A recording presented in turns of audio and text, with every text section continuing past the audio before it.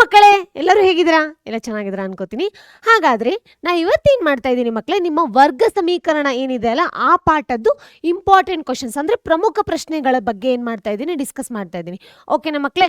ಯಾವುದೆಲ್ಲ important questions ಅಂದರೆ ಹೆಂಗೆ ಡಿಸ್ಕಸ್ ಮಾಡ್ತೀನಿ ಅಂದರೆ ನಿಮ್ಮ ಎಕ್ಸಾಮ್ ಪರ್ಸೆಪ್ಷನಿಂದ, ಬರೀ ನಿಮ್ಮ ಬೋರ್ಡ್ ಎಕ್ಸಾಮ್ ಅಷ್ಟೇ ಅಲ್ಲ ಮಕ್ಕಳೇ, ನಿಮ್ಮ ಪ್ರಿಪ್ರೇಟ್ರಿ ಅಷ್ಟೇ ಅಲ್ಲ, ಇವನ್ ನಿಮ್ಮ ಮಿಡ್ ಟರ್ಮ್ ಎಕ್ಸಾಮಿನೇಷನ್ ಅದು ಅಷ್ಟೇ ಅಲ್ಲ, ಇನ್ನೂ ಮತ್ತೆ ಯಾವ ಎಕ್ಸಾಮ್ ಅಂದರೆ ಇವನ್ ನಿಮ್ಮ ಕಿರು ಪರೀಕ್ಷೆಗಳು ಅಂದರೆ FA ಎಕ್ಸಾಮ್ಸ್ ಏನು ನಡೀತಾವಲ್ಲ ಅದಕ್ಕೆ, ಮತ್ತು ಕ್ಲಾಸ್ ಟೆಸ್ಟಲ್ಲೆಲ್ಲ ಇಡ್ತಾ ಇರ್ತಾರಲ್ಲ, ಇವಾಗ ನಿಮ್ಮ ಒಂದು ಅರ್ಧ ಸಿಲೆಬಸ್ ಆದಮೇಲೆ ನಿಮ್ಮ ಮಿಡ್ ಟರ್ಮ್ ಎಕ್ಸಾಮ್ಗೆ ಹೆಲ್ಪ್ ಆಗಲಿ ಅಂತ ಏನು ಮಾಡ್ತಾರೆ ಅಂದರೆ ಸ್ವಲ್ಪ ಟೆಸ್ಟ್ ಥರ ಇಡ್ತಾರೆ. ಇಲ್ಲ ನಿಮ್ಮ ಬೋರ್ಡ್ ಎಕ್ಸಾಮ್ ಮೂಮೆಂಟಲ್ಲಿ ಏನು ಮಾಡ್ತಾರೆ ಅಂದರೆ ರಿಪೀಟೆಡ್ ಒಂದೊಂದು ಚಾಪ್ಟರ್ ಮೇಲೆ ಏನು ಮಾಡ್ತಾ ಇರ್ತಾರೆ, ಟೆಸ್ಟ್ ಇಡ್ತಾ ಇರ್ತಾರೆ, ಹೌದಲ್ವಾ? ಅವಾಗೆಲ್ಲ ಯಾವ ಥರ ಪ್ರಶ್ನೆಗಳನ್ನು ಕೇಳ್ಬೋದು, ಅದರಲ್ಲೂ ಈ ಚಾಪ್ಟ್ರಿಂದ ಅಂದರೆ ವರ್ಗ ಸಮೀಕರಣದ ಈ ಪಾಠದಿಂದ ಏನಾಗುತ್ತೆ ಅಂದರೆ ಮಕ್ಕಳೇ, ನಿಮಗೆ ವಾಕ್ಯಾರ್ಥ ಪ್ರಶ್ನೆಗಳು ಅಂತ ಹೇಳ್ತೀವಿ ನಾವು, ಹೌದಾ? ಸೆಂಟೆನ್ಸ್ ಫಾರ್ಮೆಟಲ್ಲಿ ಏನಿರುತ್ತಲ್ಲ ಆ ಕ್ವಶನ್ಸ್ನ ಜಾಸ್ತಿ ಕೇಳ್ತಾರೆ ಮಕ್ಕಳೇ. ಸೊ ನಿಮಗೇನಿರುತ್ತೆ ಅಂದರೆ, ಓಕೆ ಈ ಥರ ಪ್ರಶ್ನೆಗಳು ಬಂದರೆ ಯಾವ ರೀತಿ ಸಾಲ್ವ್ ಮಾಡಬೇಕು ಅನ್ನೋದೆಲ್ಲ ತುಂಬ ಜನಕ್ಕೆ ಡೌಟ್ಸ್ ಇದೆ. ಸೊ ಆ ಪರ್ಸೆಪ್ಷನಲ್ಲಿ ಏನು ಮಾಡ್ತಾ ಇದ್ದೀನಿ ಅಂದರೆ ಈ ವಿಡಿಯೋನ ಮಾಡ್ತಾ ಇದ್ದೀನಿ. ಓಕೆನಾ ಮಕ್ಕಳೇ? ಹಾಗಾದರೆ ಸ್ಟಾರ್ಟ್ ಮಾಡೋಣ. ಡೆಫಿನೆಟಾಗಿ ಇದೇ ಕ್ವಶನ್ಸೇ ಬರುತ್ತಾ ಮ್ಯಾಮ್? ಇಲ್ಲ, ಬರಲ್ಲ. ಇದೇ ಕ್ವಶನ್ಸ್ ಅಂತ ಬರಲ್ಲ, ಸ್ವಲ್ಪ ಬದಲಾವಣೆ ಇದ್ದೇ ಇರುತ್ತೆ. ಇವಾಗ ನಾನು ನಿಮಗೆ ಸಾಲ್ವ್ ಮಾಡ್ಬೇಕಾದ್ರೂ ತೋರಿಸ್ತೀನಿ ಮಕ್ಕಳೇ, ಜಾಸ್ತಿ ಡಿಫ್ರೆನ್ಸ್ ಮಾಡಿ ಏನೂ ಕೇಳಿರೋದೇ ಇಲ್ಲ ಪ್ರಶ್ನೆನ. ಏನು ಮಾಡಿರ್ತಾರೆ ಅಂದರೆ, ಎಕ್ಸಾಂಪಲ್ ಈಗ ಯಾವುದಾದ್ರೂ ಒಂದು ಬೆಲೆನ ನಿಮ್ಗೆ ಏನು ಮಾಡಿರ್ತಾರೆ ಅಂದ್ರೆ ಕೊಟ್ಟು ಅಲ್ಲಿ ಎಷ್ಟು ವಸ್ತುಗಳನ್ನು ಮಾರಾಟ ಮಾಡಿದ್ದೀವಿ ಅಂತ ಕೇಳ್ತಾರೆ. ಇಲ್ಲ ಇಷ್ಟು ವಸ್ತುಗಳನ್ನು ಮಾರಾಟ ಮಾಡಿದ್ದೀವಿ, ಹಾಗಾದರೆ ನಿಮ್ಮ ಕೊನೆಯ ಬೆಲೆ ಎಷ್ಟಿರ್ಬೋದು ಅಂದರೆ ಆ ವಸ್ತುಗಳ ಒಟ್ಟು ಬೆಲೆ ಎಷ್ಟಿರ್ಬೋದು ಅಂತ ಕೇಳಿರ್ತಾರೆ. ಓಕೆನಾ? ಆ ಪ್ರಶ್ನೆನ ಕರೆಕ್ಟಾಗಿ ಅರ್ಥ ಮಾಡ್ಕೊಳ್ಳಿ, ಏನೂ ಜಾಸ್ತಿ ಕನ್ಫ್ಯೂಷನ್ ಇರಲ್ಲ. ಅದರಲ್ಲೂ ಈ ಚಾಪ್ಟ್ರಿಂದ ನಿಮಗೆ ಜಾಸ್ತಿ ಕ್ವಶನ್ಸ್ ಕೇಳ್ಬೋದು ಅನ್ನೋದಾದರೆ, ಒಂದು ವಯಸ್ಸಿನ ಮೇಲೆ ಕೇಳ್ತಾರೆ, ಇಲ್ಲಾಂದರೆ ರೈಲಿನ ವೇಗದ ಮೇಲೆ ಕೇಳ್ತಾರೆ, ಇಲ್ಲಾಂದರೆ ಏನು ಮಾಡ್ತಾರೆ ಅಂದರೆ ಮಕ್ಕಳು ಎರಡು ಸಂಖ್ಯೆಗಳನ್ನು ಕೊಟ್ಟು ಆ ಎರಡು ಸಂಖ್ಯೆಗಳ ಲೈಕ್ ಅಂತರವನ್ನು ಅಥವಾ ಎರಡು ಸಂಖ್ಯೆಗಳ ಗುಣಲಬ್ಧವನ್ನು ಕೊಟ್ಟು ಅವಾಗ ಏನು ಮಾಡ್ತಾರೆ, ಆ ಎರಡು ಸಂಖ್ಯೆಗಳು ಯಾವ್ಯಾವು ಅಂತ ಕಂಡುಹಿಡೀರಿ ಅಂತ ಹೇಳ್ತಾರೆ. ಇದರ ಒಂದು ಸಾಮಾನ್ಯ ಪ್ರಶ್ನೆಗಳನ್ನು ಕೇಳ್ತಾ ಹೋಗ್ತಾರೆ. ಅರ್ಥ ಆಗ್ತಿದೆ ಅಲ್ವಾ ಮಕ್ಕಳೇ? ಹಾಗಾದರೆ ನಿಮಗೆ ಇವಾಗ ಯಾವ ಥರ ಎಲ್ಲ ಪ್ರಶ್ನೆ ಕೇಳ್ಬೋದು ಅಂತ ಈ ವಿಡಿಯೋದಲ್ಲಿ ನಿಮ್ಗೆ ಕಂಪ್ಲೀಟಾಗಿ ಏನಾಗುತ್ತೆ, ಒಂದು ಕ್ಲಾರಿಟಿ ಸಿಗುತ್ತೆ. ಓಕೆನಾ ಮಕ್ಕಳೇ? ಹಾಗಾದರೆ ಸ್ಟಾರ್ಟ್ ಮಾಡ್ಕೊಳ್ಳೋಣ. ಫೈನ್. ನಿಮ್ಮ ಮೊದಲನೇ ಪ್ರಶ್ನೆ ಏನಂದರೆ, ಹೌದು ನಿಮ್ಗೆ ಅನಿಸ್ತಾ ಇರುತ್ತೆ ಮ್ಯಾಮ್, ನಿಮ್ಗೆ 1 ಮಾರ್ಕ್ಸು ಇದು MCQs ಅಂದರೆ ಬಹುವಾಕ್ಯ ಪ್ರಶ್ನೆಗಳನ್ನು ಅಥವಾ 2 ಅಂಕದ ಪ್ರಶ್ನೆ, 3 ಅಂಕದ ಎಲ್ಲ ಥರ ಪ್ರಶ್ನೆಗಳನ್ನು ಈ ಪಾಠದಿಂದ ಕೇಳ್ತಾರ? ಇಲ್ಲ, ಎಲ್ಲ ಥರ ಪ್ರಶ್ನೆಗಳನ್ನು ಕೇಳಲ್ಲ ಮಕ್ಕಳೇ. ಬಟ್ ನಿಮ್ಮ ಕಿರು ಪರೀಕ್ಷೆಯಲ್ಲಿ ಅಥವಾ ನಿಮ್ಮ ಕ್ಲಾಸ್ ಟೆಸ್ಟಲ್ಲೋ ಇಲ್ಲ ನಿಮ್ಮ ಅಕಸ್ಮಾತಾಗಿ ಈ ಸತಿ ಬೋರ್ಡ್ ಅವ್ರು ಏನಾದರೂ ತಮ್ಮ ಮೈಂಡ್ಸೆಟ್ನ ಚೇಂಜ್ ಮಾಡಿ ಇಲ್ಲ ಒಂದು ಕ್ವಶನ್ ಈ ಕಡೆಯಿಂದ ಕೊಡೋಣ ಅನ್ನೋದು ಬರ್ಬೋದು. ಆ ಥರ ಬಂದಾಗ ನಿಮಗೆ ಗೊತ್ತಿರಲಿ ಅನ್ನೋದಕ್ಕೆ ಏನು ಮಾಡ್ತಾ ಇದ್ದೀನಿ, ಎಲ್ಲ ಥರದ ಪ್ರಶ್ನೆಗಳು ಅಂದರೆ ಅಂಕ ಪ್ರಶ್ನೆಗಳು, ಅದರಿಂದ 1-2 ಕ್ವಶನ್ನು, 1 ಅಂಕದ ಪ್ರಶ್ನೆಯಿಂದ 1-2-4 ಕ್ವಶನ್ನು, ಮತ್ತು 2 ಅಂಕದ ಪ್ರಶ್ನೆಯಿಂದ ಕೂಡ 1-4 ಕ್ವಶನ್ಸು, ಈ ಥರ 3 ಅಂಕದ ಪ್ರಶ್ನೆಯಿಂದ ಸ್ವಲ್ಪ ಜಾಸ್ತಿ ಕ್ವಶನ್ಸ್ನ ಸಾಲ್ವ್ ಮಾಡ್ತಾ ಇದ್ದೀನಿ. ಓಕೆನಾ ಮಕ್ಕಳು? ಯಾಕಂದರೆ ಅಲ್ಲಿಂದಾನೇ ನಿಮಗೆ 3 ಅಂಕ ಅಥವಾ 4 ಅಂಕಕ್ಕೆ ಕ್ವಶನ್ ಬರೋ ಚಾನ್ಸಸ್ ಜಾಸ್ತಿ ಇರುತ್ತೆ. ಅರ್ಥ ಆಗ್ತಿದೆ ಅಲ್ಲ ಮಕ್ಕಳೇ? ಹಾಗಾದರೆ ಹೋಗೋಣ ಪ್ರಶ್ನೆಗೆ. ಫೈನ್. ಏನಪ್ಪ ಮೊದಲನೇ ಪ್ರಶ್ನೆ? 5x ವರ್ಗ = 2 ಫುಲ್. ಓಕೆನಾ? 2 ಯಾವುದಕ್ಕೆ ಗುಣಾಕಾರವಾಗಿದೆ ಅಂದರೆ 2x + 3 ಎಂಬ ವರ್ಗ ಸಮೀಕರಣವನ್ನು ಆದರ್ಶ ರೂಪದಲ್ಲಿ ಬರೆದಾಗ ಇನ್ನೂ ಇದೆ ಏನದು ದೊರೆಯುವ ಸ್ಥಿರಾಂಕವು ಅಂತ ಹೇಳಿದ್ದಾರೆ. ಹೌದಾ ಮಕ್ಕಳೇ? ಸ್ಥಿರಾಂಕ ಅಂದರೆ ಯಾವಾಗಲೂ ಏನಂತ ಹೇಳ್ತಾ ಇರ್ತೀನಿ, ಮೊದಲು ನಾನು ನಿಮಗೆ ವರ್ಗ ಸಮೀಕರಣ ಬರ್ದಾಗ ಹೇಳಿದೆ, ಒಂದು ಆದರ್ಶ ರೂಪ ಅಂತ ಬರೆದಿದೆ. ಆದರ್ಶ ರೂಪ ಅಂದರೆ ಯಾವ್ದು ಹೇಳಿ ಮಕ್ಕಳೇ? ಬರೀಲ್ಲ ಇಲ್ಲಿ ಮತ್ತೊಂದು ಸತಿ, 1 ಸೆಕೆಂಡ್. ಹಾಂ, ax ವರ್ಗ + bx + c = 0 ಅಂತ ಬರೀತಾ ಇದು. ಹೌದಾ? ಈ ಸಿ ಅನ್ನೋ ಜಾಗದಲ್ಲಿ ಇರುತ್ತಲ್ಲ, ಇದನ್ನ ನಾವೇನಂತ ಕರಿತೀವಿ? ಸ್ಥಿರಾಂಕ ಅಂತ ಕರಿತೀವಿ. ಹೌದಲ್ವಾ ಮಕ್ಕಳೇ? ಇವನ್ ನಿಮಗೆ ಬಹುವಾಕ್ಯ ಚಾಪ್ಟರ್ ಹೇಳಬೇಕಾದ್ರೂ ಹೇಳಿದ್ದೆ. ಹಾಗಾದರೆ ಏನಂತ ಕರಿತಿದ್ವಪ್ಪ ನಾವು? ಏನಂತ ಕರಿತೀವಿ? x² ಅಂದರೆ x ವರ್ಗದ ಸಹಗುಣಕ ಅಂತ ಕರಿತೀವಿ. ಹೌದಾ? ಅದೇ ರೀತಿ ಬಿನ ನಾವೇನಂತ ಕರಿತೀವಿ? ಎಕ್ಸ್ನ ಸಹಗುಣಕ ಅಂತ ಕರಿತೀವಿ. ಹೌದಲ್ವಾ? ಹಾಗಾದರೆ ಸಿನ ಏನಂತ ಕರಿತೀವಿ? ಸ್ಥಿರಾಂಕ ಅಂತ ಕರಿತೀವಿ. ಈಗ ಅವ್ರು ಕೇಳ್ತಾ ಇರೋದೇನು, ಅಕಸ್ಮಾತ್ ಕೊಟ್ಟಿರುವ ಸಮೀಕರಣ ಅದನ್ನು ವರ್ಗ ಸಮೀಕರಣಕ್ಕೆ ಬದಲಾವಣೆ ಮಾಡಿದಾಗ ಸ್ಥಿರಾಂಕದಲ್ಲಿ ಬರುವ ಸಂಖ್ಯೆ ಏನು ಅಂತ ಕೇಳಿದ್ದಾರೆ. ಸಿಂಪಲ್. ಹೌದಾ? ಫಸ್ಟ್ ಏನು ಮಾಡಬೇಕು, ಇದನ್ನು ಈ ಒಂದು ax ವರ್ಗ + bx + c = 0 ಈ ಒಂದು ಆದರ್ಶ ರೂಪ ಯಾವ ರೀತಿ ಬರುತ್ತಲ್ಲ ಆ ರೀತಿ ಫಾರ್ಮೆಟಲ್ಲಿ ಬರ್ಕೊಳ್ಳೋಣ. ಓಕೆನಾ? ಹಾಗಾದರೆ ಪ್ರಶ್ನೆ, 5x² = 2 × 2x + 3 ಅಂತ ಹೇಳಿದ್ದೆ. ಹೌದಲ್ವಾ ಮಕ್ಕಳೇ? ಹಾಗಾದರೆ ಫಸ್ಟ್ ಏನು ಮಾಡ್ತೀನಿ, ಈ ಕಡೆ ಯಾವುದೇ ರೀತಿ ಸಮೀಕರಣ ಮಾಡೋ ಅವಶ್ಯಕತೆ ಇಲ್ಲ, ಹೌದಾ? ಬಟ್ ಈ ಕಡೆ ಮಾಡ್ಕೋಬೇಕು, ಇದನ್ನ ಮತ್ತು ಇದನ್ನ ಏನು ಮಾಡಬೇಕು ನಾವು ಗುಣಾಕಾರ ಮಾಡ್ಕೋಬೇಕು. ಓಕೆ, 5x² ಹಾಗೆ ಇಟ್ಕೊಳ್ಳೋಣ. 2 × 2x ಅಂದರೆ ಏನಾಗುತ್ತೆ ಮಕ್ಕಳೇ? 4x ಅಂತ ಆಗುತ್ತೆ, ಹೌದಾ? ಅದೇ ರೀತಿ 2 × 3 ಅಂದರೆ +6 ಅಂತ ಆಗುತ್ತೆ, ಹೌದಲ್ವಾ? ಹಾಗಾಗಿ ಫಸ್ಟ್ ಏನು ಮಾಡಬೇಕು, AX ಯಾವಾಗಲೂ ಏನಿರ್ಬೇಕು ಹೇಳಿ ಮಕ್ಕಳೇ? ಪಾಸಿಟಿವ್ ಅಂದರೆ ಧನಾತ್ಮಕ ರೂಪದಲ್ಲೇ ಇಡಬೇಕು ಅದನ್ನು ಆದಷ್ಟು, ಓಕೆನಾ? ಅದೆರಡು ಉಳಿದಿದ್ದನ್ನು ನಾವು ಧನಾತ್ಮಕ ಇಡದಿದ್ರೆ ಧನಾತ್ಮಕ ಇಡಿ, ಇಲ್ಲ ಋಣಾತ್ಮಕದ ರೂಪದಲ್ಲಿ ಇರೋದಿದ್ರೆ ಋಣಾತ್ಮಕ ರೂಪದಲ್ಲಿ ಇಡಿ, ಓಕೆನಾ? ಹಾಗಾದರೆ 5x² ಈ ಕಡೆನೇ ಇಡ್ತೀನಿ, ಇದೆರಡನ್ನ ಈ ಕಡೆ ತೊಗೊಂಬರ್ತೀನಿ, ಹೌದಾ? ಹಾಗಾದರೆ ಏನಾಗುತ್ತೆ? ಪ್ಲಸ್ ಇದ್ದಿದ್ದು ಈ ಕಡೆ ಬಂದರೆ -4x, ಇದು ಕೂಡ -6 = 0 ಅಂತ ಬರುತ್ತೆ, ಹೌದಾ? ಹಾಗಾದರೆ ಸ್ಥಿರಾಂಕದ ಜಾಗದಲ್ಲಿ ಯಾವುದಿದೆ? ಸಿ ಜಾಗದಲ್ಲಿ ಯಾವುದಿದೆ ಮಕ್ಕಳೇ? -6 ಅಂತ ಇದೆ, ಹೌದಾ? ಹಾಗಾದರೆ ಆಪ್ಷನ್ ಯಾವ್ದು ಬರುತ್ತೆ ನೋಡಿ ಮಕ್ಕಳೇ?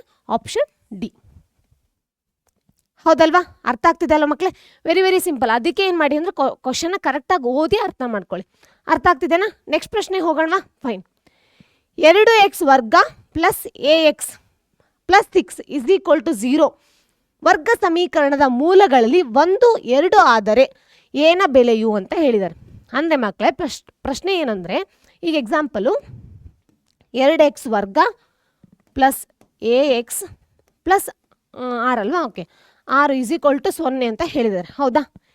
ಈ ವರ್ಗ ಸಮೀಕರಣ ಅಂತ ನಿಮಗೆ ಗೊತ್ತಾಗುತ್ತೆ ಮಕ್ಕಳೇ, 2 ಮೂಲಗಳು ಬರುತ್ತೆ ಅಥವಾ ಶೂನ್ಯತೆಗಳಂತ ನಾವೇನು ಕರಿತೀವಲ್ಲ ಅದು 2 ಬರುತ್ತೆ, ಹೌದಲ್ವಾ?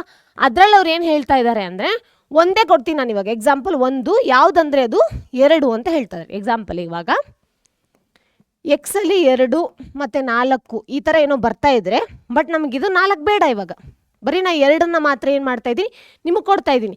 ಹಾಗಾದರೆ ಏನ ಬೆಲೆನ ಕಂಡುಹಿಡೀರಿ ಅಂತ ಹೇಳ್ತಾ ಇದ್ದಾರೆ. ಸಿಂಪಲ್ ಮಕ್ಕಳೇ, ಯಾಕಂದರೆ ನಾನು ಇವಾಗ ಆಲ್ರೆಡಿ ಬರೆದ್ಬಿಟ್ಟೆ. ಯಾವಾಗಲೂ ಲಾಸ್ಟಿಗೆ ನಾವು ಮೂಲಗಳನ್ನು ಕಂಡು ಹಿಡಿದಾಗ ನಾವೇನು ಮಾಡ್ತೀವಿ? ಯಾವುದಕ್ಕೆ ಸಮ ಅಂತ ಮಾಡಿರ್ತೀವಿ? ಎಕ್ಸ್ಗೆ ಸಮ ಅಂತ ಮಾಡಿರ್ತೀವಿ. ಯಾಕಂದರೆ ಇಲ್ಲಿ ಎಕ್ಸ್ ಏನಾಗಿದೆ, ಹೌದಲ್ವಾ? ಅದ್ರದ್ದು ಸಹಗುಣಕಗಳ ಜೊತೆನೇ ಇರುತ್ತೆ. ಅಕಸ್ಮಾತ್ ಈ ಜಾಗದಲ್ಲಿ ಏನಾದರೂ y² ಅಥವಾ y ವರ್ಗ ಈ ಥರ ಇತ್ತು ಅಂದರೆ ನಾವು y = ಅಂತ ಬರಿತೀವಿ, ಹೌದಲ್ವಾ? ಹಾಗಾದರೆ ಕೊಟ್ಟಿರುವ ಈ 2 ಅನ್ನೋದು ಏನಾಗುತ್ತೆ ಹೇಳಿ? ಎಕ್ಸ್ಗೆ ಸಮ ಅಂತ ತಗೋಬೇಕು. ಹಾಗಾದರೆ ಎಕ್ಸ್ ಇರೋ ಜಾಗದಲ್ಲಿ ಏನು ಮಾಡೋಣ ಮಕ್ಕಳೇ? 2 ಹಾಕೋಣ, ಓಕೆನಾ? 2 × 2 ವರ್ಗ + a × 2 + 6 = 0, ಹೌದಲ್ವಾ? ಹಾಗಾದರೆ 2 × 2 ಅಂದರೆ ಅದ್ರ ವರ್ಗ ಮಾಡಿ 4 ಆಗುತ್ತಲ್ವಾ? +2a + 6 = 0, ಹೌದಲ್ವಾ? 4 2 ಎಷ್ಟಾಗುತ್ತೆ ಮಕ್ಕಳೇ? 8 ಆಗುತ್ತೆ. 8 + 6 ಅಂದರೆ 14 ಆಗುತ್ತೆ, ಹೌದಲ್ವಾ? 2a + 14 = 0 ಅಂತ ಬರುತ್ತೆ. a = -14 / 2 ಅಂದರೆ ಏನಾಗುತ್ತೆ ಮಕ್ಕಳೇ? 7 ಅಂತ ಆಗುತ್ತೆ. ಸೊ a = 1 ಸೆಕೆಂಡ್ -7 ಅಂತ ಬರುತ್ತೆ, ಹೌದಲ್ವಾ? ನಾವೇನಂತ ಹೇಳ್ಬೋದು? -7 ಅಂತ ಹೇಳ್ಬೋದು. ಎಲ್ಲಿದೆ ನೋಡಿ ಮಕ್ಕಳೇ? ಆಪ್ಷನ್ ಸಿ, ಹೌದಲ್ವಾ? ನೋಡಿ ಎಷ್ಟು ಈಸಿ ಆಗಿದೆ. ಅಕಸ್ಮಾತ್ ಅವ್ರು 2 ಕೊಟ್ಟಿದ್ರು ಅಂತಂದರೆ ನಮ್ಗೆ ಅವಾಗ ಏನಾಗ್ತಿತ್ತು ಅಂದ್ರೆ ಕನ್ಫ್ಯೂಷನ್ ಆಗ್ತಿತ್ತು. 2 ತಗೊಂಡು ಮತ್ತೆ ಗುಣಾಕಾರ ಮಾಡಿ ಅಲ್ಲಿ ಆನ್ಸರ್ ತೆಗೆದು ಕಷ್ಟ ಆಗ್ತಿತ್ತು. ಸೊ ಅವ್ರು ಏನು ಮಾಡ್ತಾರೆ ಅಂದರೆ ನಿಮಗೆ ಈಸಿ ಆಗಲಿ ಅಂತಲೇ ಬರೀ ಒಂದೇ ಒಂದು ಮೂಲನ ಕೊಟ್ಟು ನಿಮ್ಗೆ ಏನು ಮಾಡ್ತಾರೆ? ಕಂಡುಹಿಡೀರಿ ಅಂತ ಹೇಳ್ತಾರೆ. ಅರ್ಥ ಆಗ್ತಿದೆಯಲ್ಲ ಮಕ್ಕಳೇ? ಹಾಗಾದರೆ ನೆಕ್ಸ್ಟ್ ಪ್ರಶ್ನೆ ಹೋಗೋಣ.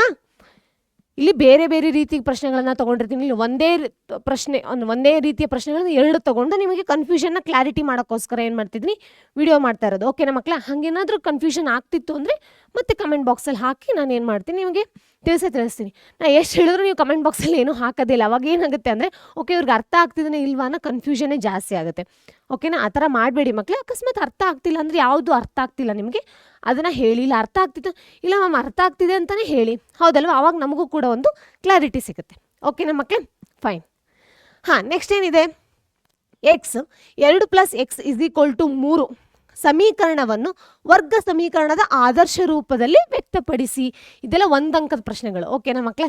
ಸಿಂಪಲ್. ಏನಪ್ಪ ಇಲ್ಲಿ ಇರುವಂತಹ ಸಮೀಕರಣವನ್ನು ಒಂದು ಸೆಕೆಂಡ್ ಇಲ್ಲಿರುವಂತಹ ಸಮೀಕರಣವನ್ನು ಏನು ಮಾಡಿರಿ? ಆದರ್ಶ ರೂಪಕ್ಕೆ ಬರೀರಿ ಅಂತ ಹೇಳಿದ್ದಾರೆ. ಆದರ್ಶ ರೂಪ ಅಂದರೆ ಯಾವ ರೂಪ ಅಂತ ಹೇಳ್ತೀವಿ ನಾವು? ax² + bx + c = 0 ಅಂತ ಹೇಳ್ತೀವಿ. ಈ ರೂಪಕ್ಕೆ ತೊಗೊಂಬನ್ನಿ ಅಂತ ಹೇಳಿದ್ದಾರೆ, ಓಕೆನಾ? ಇದನ್ನ ಏನು ಮಾಡೋಣ ನಾವು ಇವಾಗ? ಗುಣಾಕಾರ ಮಾಡೋಣ. ಓಕೆ, x × 2 ಅಂದರೆ ಏನಾಗುತ್ತೆ? 2x ಅಂತ ಆಗುತ್ತೆ. ಪ್ಲಸ್ x × x ಅಂದರೆ ಏನಾಗುತ್ತೆ? x² ಅಂತ ಆಗುತ್ತೆ = 3 ಅಂತ ಬರಿಬೋದು, ಹೌದಲ್ವಾ? ಯಾವಾಗಲೂ ಏನು ಹೇಳ್ತೀವಿ ನಾವು, ಎಕ್ಸ್ ಇರೋದನ್ನ ಮೊದಲನೇ ಜಾಗದಲ್ಲಿ ಬರ್ಕೋಬೇಕು, ಮತ್ತು ಅದನ್ನು ಆದಷ್ಟು ನಾವು ಧನಾತ್ಮಕ ರೂಪದಲ್ಲಿ ಇಡೋಕ್ಕೆ ಟ್ರೈ ಮಾಡಬೇಕು. ಓಕೆನಾ? ಹಾಗಾಗಿ ಇದನ್ನು ಈ ಕಡೆ ಬರಿತೀವಿ. ಎಕ್ಸ್ ಸ್ಕ್ವೇರ್ ಪ್ಲಸ್ 2x 3 ಈ ಕಡೆ ಇದೆ = ಆದಮೇಲೆ, ಬಟ್ ಈ ಕಡೆ ಬಂದ್ರೆ ಅಂದರೆ ಏನಾಗುತ್ತೆ, -3 ಏನಾಗುತ್ತೆ 0ಗೆ ಸಮ ಅಂತ ಬರಿಬೋದು.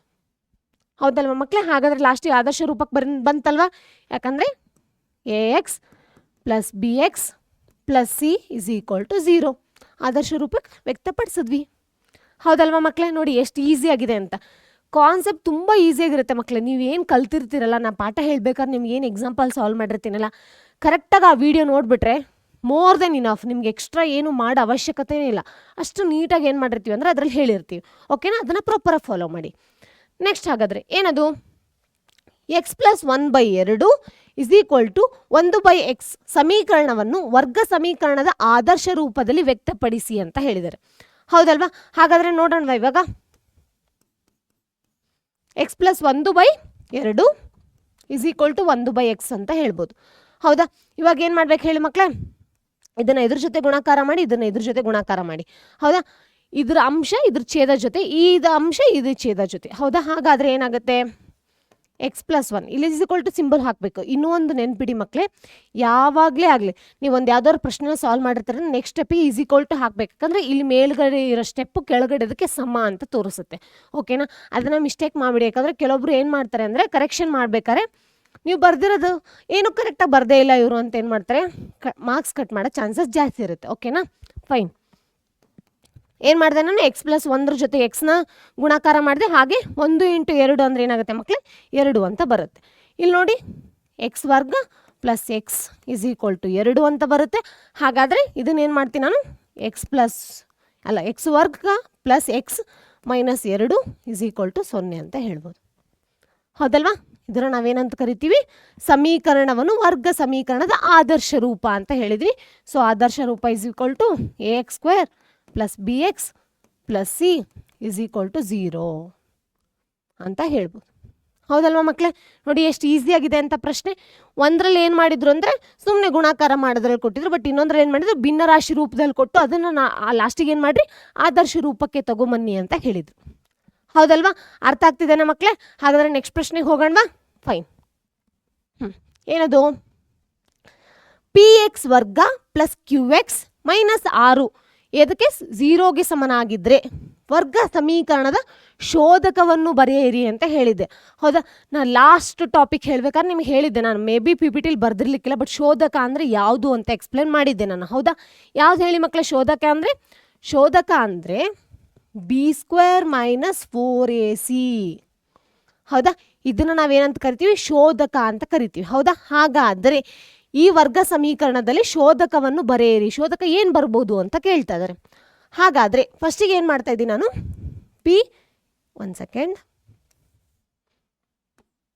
px² ಹೌದಲ್ವಾ ಪ್ಲಸ್ qx ಆಮೇಲೆ ಏನಾಗುತ್ತೆ -6 = 0 ಅಂತ ಬರುತ್ತೆ. ಹೌದಲ್ವಾ ಮಕ್ಕಳೇ? ಹಾಗಾದರೆ ಎ ಜಾಗದಲ್ಲಿ ಏನಿದೆ ಹೇಳಿ ಮಕ್ಕಳೇ, ಫಸ್ಟ್ ಆದರ್ಶ ರೂಪದಲ್ಲಿ ಏನಾಗುತ್ತೆ, ಇದು ax² plus bx plus c = 0 ಅಂತ ಬರುತ್ತೆ. ಹೌದಾ? ಹಾಗಾದರೆ ಎ ಜಾಗದಲ್ಲಿ ಏನಿದೆ ಮಕ್ಕಳೇ, p ಇದೆ. ಹೌದಾ? ನೆಕ್ಸ್ಟ್ ಏನಾಗ್ತಿದೆ, ಬಿ ಜಾಗದಲ್ಲಿ ಏನಿದೆ, q ಇದೆ. ಅದೇ ರೀತಿ ಸಿ ಜಾಗದಲ್ಲಿ ಏನಿದೆ, -6 ಅಂತ ಇದೆ. ಹೌದಲ್ವಾ? ಹಾಗಾದರೆ ABC ಯಾವುದೇದು ಅಂತ ಸಿಕ್ತು, ಅದನ್ನು ನಾವು ಇಲ್ಲಿ ಹಾಕೋಣ. ಓಕೆನಾ? b² ಅಂದರೆ ಏನಾಗುತ್ತೆ ಹೇಳಿಲಿ, q² - 4 p ಅಂದರೆ ಎ ಅಂದರೆ p ಆಗುತ್ತೆ, ಸಿ ಅಂದರೆ ಏನಾಗುತ್ತೆ -6 ಅಂತ ಆಗುತ್ತೆ. ಹೌದಲ್ವಾ? ಹಾಗಾದರೆ q² ಒಂದು ಸೆಕೆಂಡ್ ಮಕ್ಕಳೇ, q² - 4p ಇಲ್ಲೂ ಕೂಡ ಮೈನಸ್ ಇದೆ, ಮೈನಸ್ ಇಂಟು ಮೈನಸ್ ಏನಾಗುತ್ತೆ, ಪ್ಲಸ್ ಆಗುತ್ತೆ. ಸೊ 4pr ಅಂತ ಆಗುತ್ತೆ. ಹೌದಲ್ವಾ ಮಕ್ಕಳೇ? ಹಾಗಾದರೆ px ವರ್ಗ ಪ್ಲಸ್ qx - 6 = 0 ಈ ವರ್ಗ ಸಮೀಕರಣದ ಏನು ಶೋಧಕ ಯಾವುದು ಅಂದರೆ ಮಕ್ಕಳೇ, ಇದು q² ಪ್ಲಸ್ 4pr ಅಂತ ಹೇಳ್ಬೋದು. ಹೌದಲ್ವಾ ಮಕ್ಕಳೇ? ಅರ್ಥ ಆಗ್ತಿಲ್ಲ? ಇದನ್ನು ಬೇಕಿದ್ರೆ = 0 ಅಂತ ಬರ್ಕೊಳ್ಳಿ ಮುಂದೆ, ಏನು ಪ್ರಾಬ್ಲಮ್ ಇಲ್ಲ. ಯಾಕಂದರೆ ಅದು >0 ಇದನ್ನು <0 ಅದೇನೋ ಅವಶ್ಯಕತೆ ಇಲ್ಲ. ನಾವೇನು ಮಾಡೋಣ, ಬೇಕಾದ್ರೆ = 0 ಅಂತ ಬರ್ಕೊಳ್ಳಿ. ಅರ್ಥ ಆಗ್ತಿದೆಯಲ್ಲ ಮಕ್ಕಳೇ? ನೋಡಿ ಎಷ್ಟು ಈಸಿಯಾಗಿದೆ ಅಂತ. ಹೌದಾ? ಇದೇ ರಿಲೇಟೆಡ್ ಇನ್ನೊಂದಿದೆ. ಇಲ್ಲಿ ಏನು ಮಾಡಿದ್ದಾರೆ ಅಂದರೆ ಸಂಖ್ಯೆಗಳನ್ನು ಕೊಟ್ಟಿದ್ದಾರೆ. ಓಕೆನಾ, ನೋಡೋಣ. ಹಾಗಿದ್ರೆ ಏನದು ಸಂಖ್ಯೆಗಳು? 2x ವರ್ಗ ಮೈನಸ್ 4x ಪ್ಲಸ್ 3 = 0 ವರ್ಗ ಸಮೀಕರಣದ ಶೋಧಕವನ್ನು ಕಂಡುಹಿಡಿಯಿರಿ. ಸೇಮ್ ಹೌದಲ್ವಾ ಮಕ್ಕಳೇ? ಇಲ್ಲೂ ಏನು ಮಾಡೋಣ ಅಂತಂದರೆ ನಾವು first ax² plus bx plus c = 0 ಅಂತ ಬರ್ಕೊಳ್ಳೋಣ. ಹೌದಾ? ಅದೇ ರೀತಿ ಇಲ್ಲಿ ಕೆಳಗಡೆ ಇದೆಯಲ್ಲ 2x² minus 4x minus 3 plus 3 = 0. ಹೌದಾ? ಹಾಗಾದರೆ ಇಲ್ಲಿ ಎ ಅಂದರೆ ಏನು ಹೇಳಿ ಮಕ್ಕಳೇ? 2. ಹೌದಾ? ಬಿ ಅಂದರೆ -4, ಸಿ ಅಂದರೆ 3 ಅಂತ ಹೇಳ್ಬೋದು. ಹೌದಲ್ವಾ? ಶೋಧಕ ಅಂದರೆ ಯಾವುದಕ್ಕೆ ಹೇಳ್ತೀವಿ ನಾವು? b² minus 4ac = 0. ಹೌದಲ್ವಾ? ಹಾಗಾದರೆ ಬಿ ಅಂದರೆ ಏನಿದೆ ಮಕ್ಕಳೇ? ಇಲ್ಲಿ -4, ಇದ್ರದ್ದು ಏನು ಮಾಡಬೇಕು? ವರ್ಗ. ಹೌದಾ? -4 ಇಂಟು ಎ ಅಂದರೆ ಎಷ್ಟಿದೆ ಮಕ್ಕಳೇ? 2 ಮತ್ತು ಸಿ ಅಂದರೆ ಎಷ್ಟಿದೆ ಹೇಳಿ? 3 ಅಂತ ಇದೆ. ಹೌದಾ? ಸೊ ಸ್ಕ್ವೇರ್ ಮಾಡೋಣ, ವರ್ಗ ತೆಗೆಯೋಣ. -4 ವರ್ಗ ಮಾಡಿದ್ರು ಕೂಡ ಏನಾಗುತ್ತೆ? 4 ಇಂಟು 4 16 ಅಂತ ಆಗುತ್ತೆ. ಮೈನಸ್ ಇಂಟು ಮೈನಸ್ ಪ್ಲಸ್ ಆಗುತ್ತೆ. ಲಾಸ್ಟಿಗೆ ಏನು ಬರುತ್ತೆ ನಮಗೆ? 16 ಅಂತ ಬರುತ್ತೆ. ಹೌದಲ್ವಾ? ಅದೇ ರೀತಿ -4 ಇಂಟು 2 8, 8 3 24 ಅಂತ ಬರುತ್ತೆ. ಸೊ ಏನಾಗುತ್ತೆ? 24ರಲ್ಲಿ 16 ಹೋದರೆ -8 ಅಂತ ಬರುತ್ತೆ. -8 ಏನಂತ ಹೇಳ್ಬೋದು ನಾವು? <0 ಅಂತ ಹೇಳ್ಬೋದು. ಹೌದಲ್ವ ಮಕ್ಕಳೇ? <0 ಅಂದರೆ 0ಗಿಂತ ಕಡಿಮೆ ಇತ್ತು ಅಂತಂದರೆ ನಾವು ಯಾವ ರೂಪ ಅಂತ ಹೇಳ್ಬೋದು? ಲಾಸ್ಟಿಗೆ ಶೋಧಕದಲ್ಲಿ ಏನಂತ ಹೇಳ್ತೀವಿ ನಾವು? ಇಲ್ಲಿ ಬರುವಂಥ ಮೂಲಗಳು ಏನಾಗಿರಲ್ಲ ಅಂತಂದರೆ ವಾಸ್ತವ ಸಂಖ್ಯೆಗಳು ಆಗಿರಲ್ಲ ಅಂತ ಹೇಳ್ತೀವಿ. ಹೌದಲ್ವಾ? ಅಕಸ್ಮಾತ್ 0ಗೆ ಸಮ ಆಗಿತ್ತಂದರೆ ನಾವೇನಂತ ಹೇಳ್ತೀವಿ? ಈ ಮೂಲಗಳೇನಾಗಿದೆ ಅಂದರೆ ಎರಡೂ ಸಮನಾಗಿದ್ದು, ಎರಡೂ ಮೂಲಗಳೇನಾಗಿದೆ? ಸಮನಾಗಿದ್ದು ಮತ್ತು ಅವುಗಳು ವಾಸ್ತವ ಸಂಖ್ಯೆಗಳಾಗಿವೆ ಅಂತ ಹೇಳ್ತೀವಿ. ಹೌದಾ? ಅಕಸ್ಮಾತ್ ಅದೇ 0ಗಿಂತ ಜಾಸ್ತಿ ಇತ್ತು ಅಂತಂದರೆ ಅವಾಗ ನಾವೇನಂತ ಹೇಳ್ತೀವಿ ಮಕ್ಕಳೇ? ಆ ಎರಡೂ ಮೂಲಗಳು ಏನಾಗಿದೆ ಅಂದರೆ ವಿಭಿನ್ನವಾಗಿದ್ದು ಮತ್ತೇನಾಗಿದೆ ಅಂದರೆ ವಾಸ್ತವ ಸಂಖ್ಯೆಗಳಾಗಿವೆ ಅಂತ ಹೇಳ್ತಿದ್ವಿ. ಹೌದಲ್ವಾ?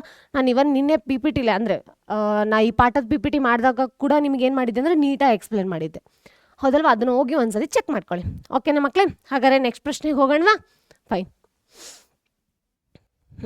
ಏನದು?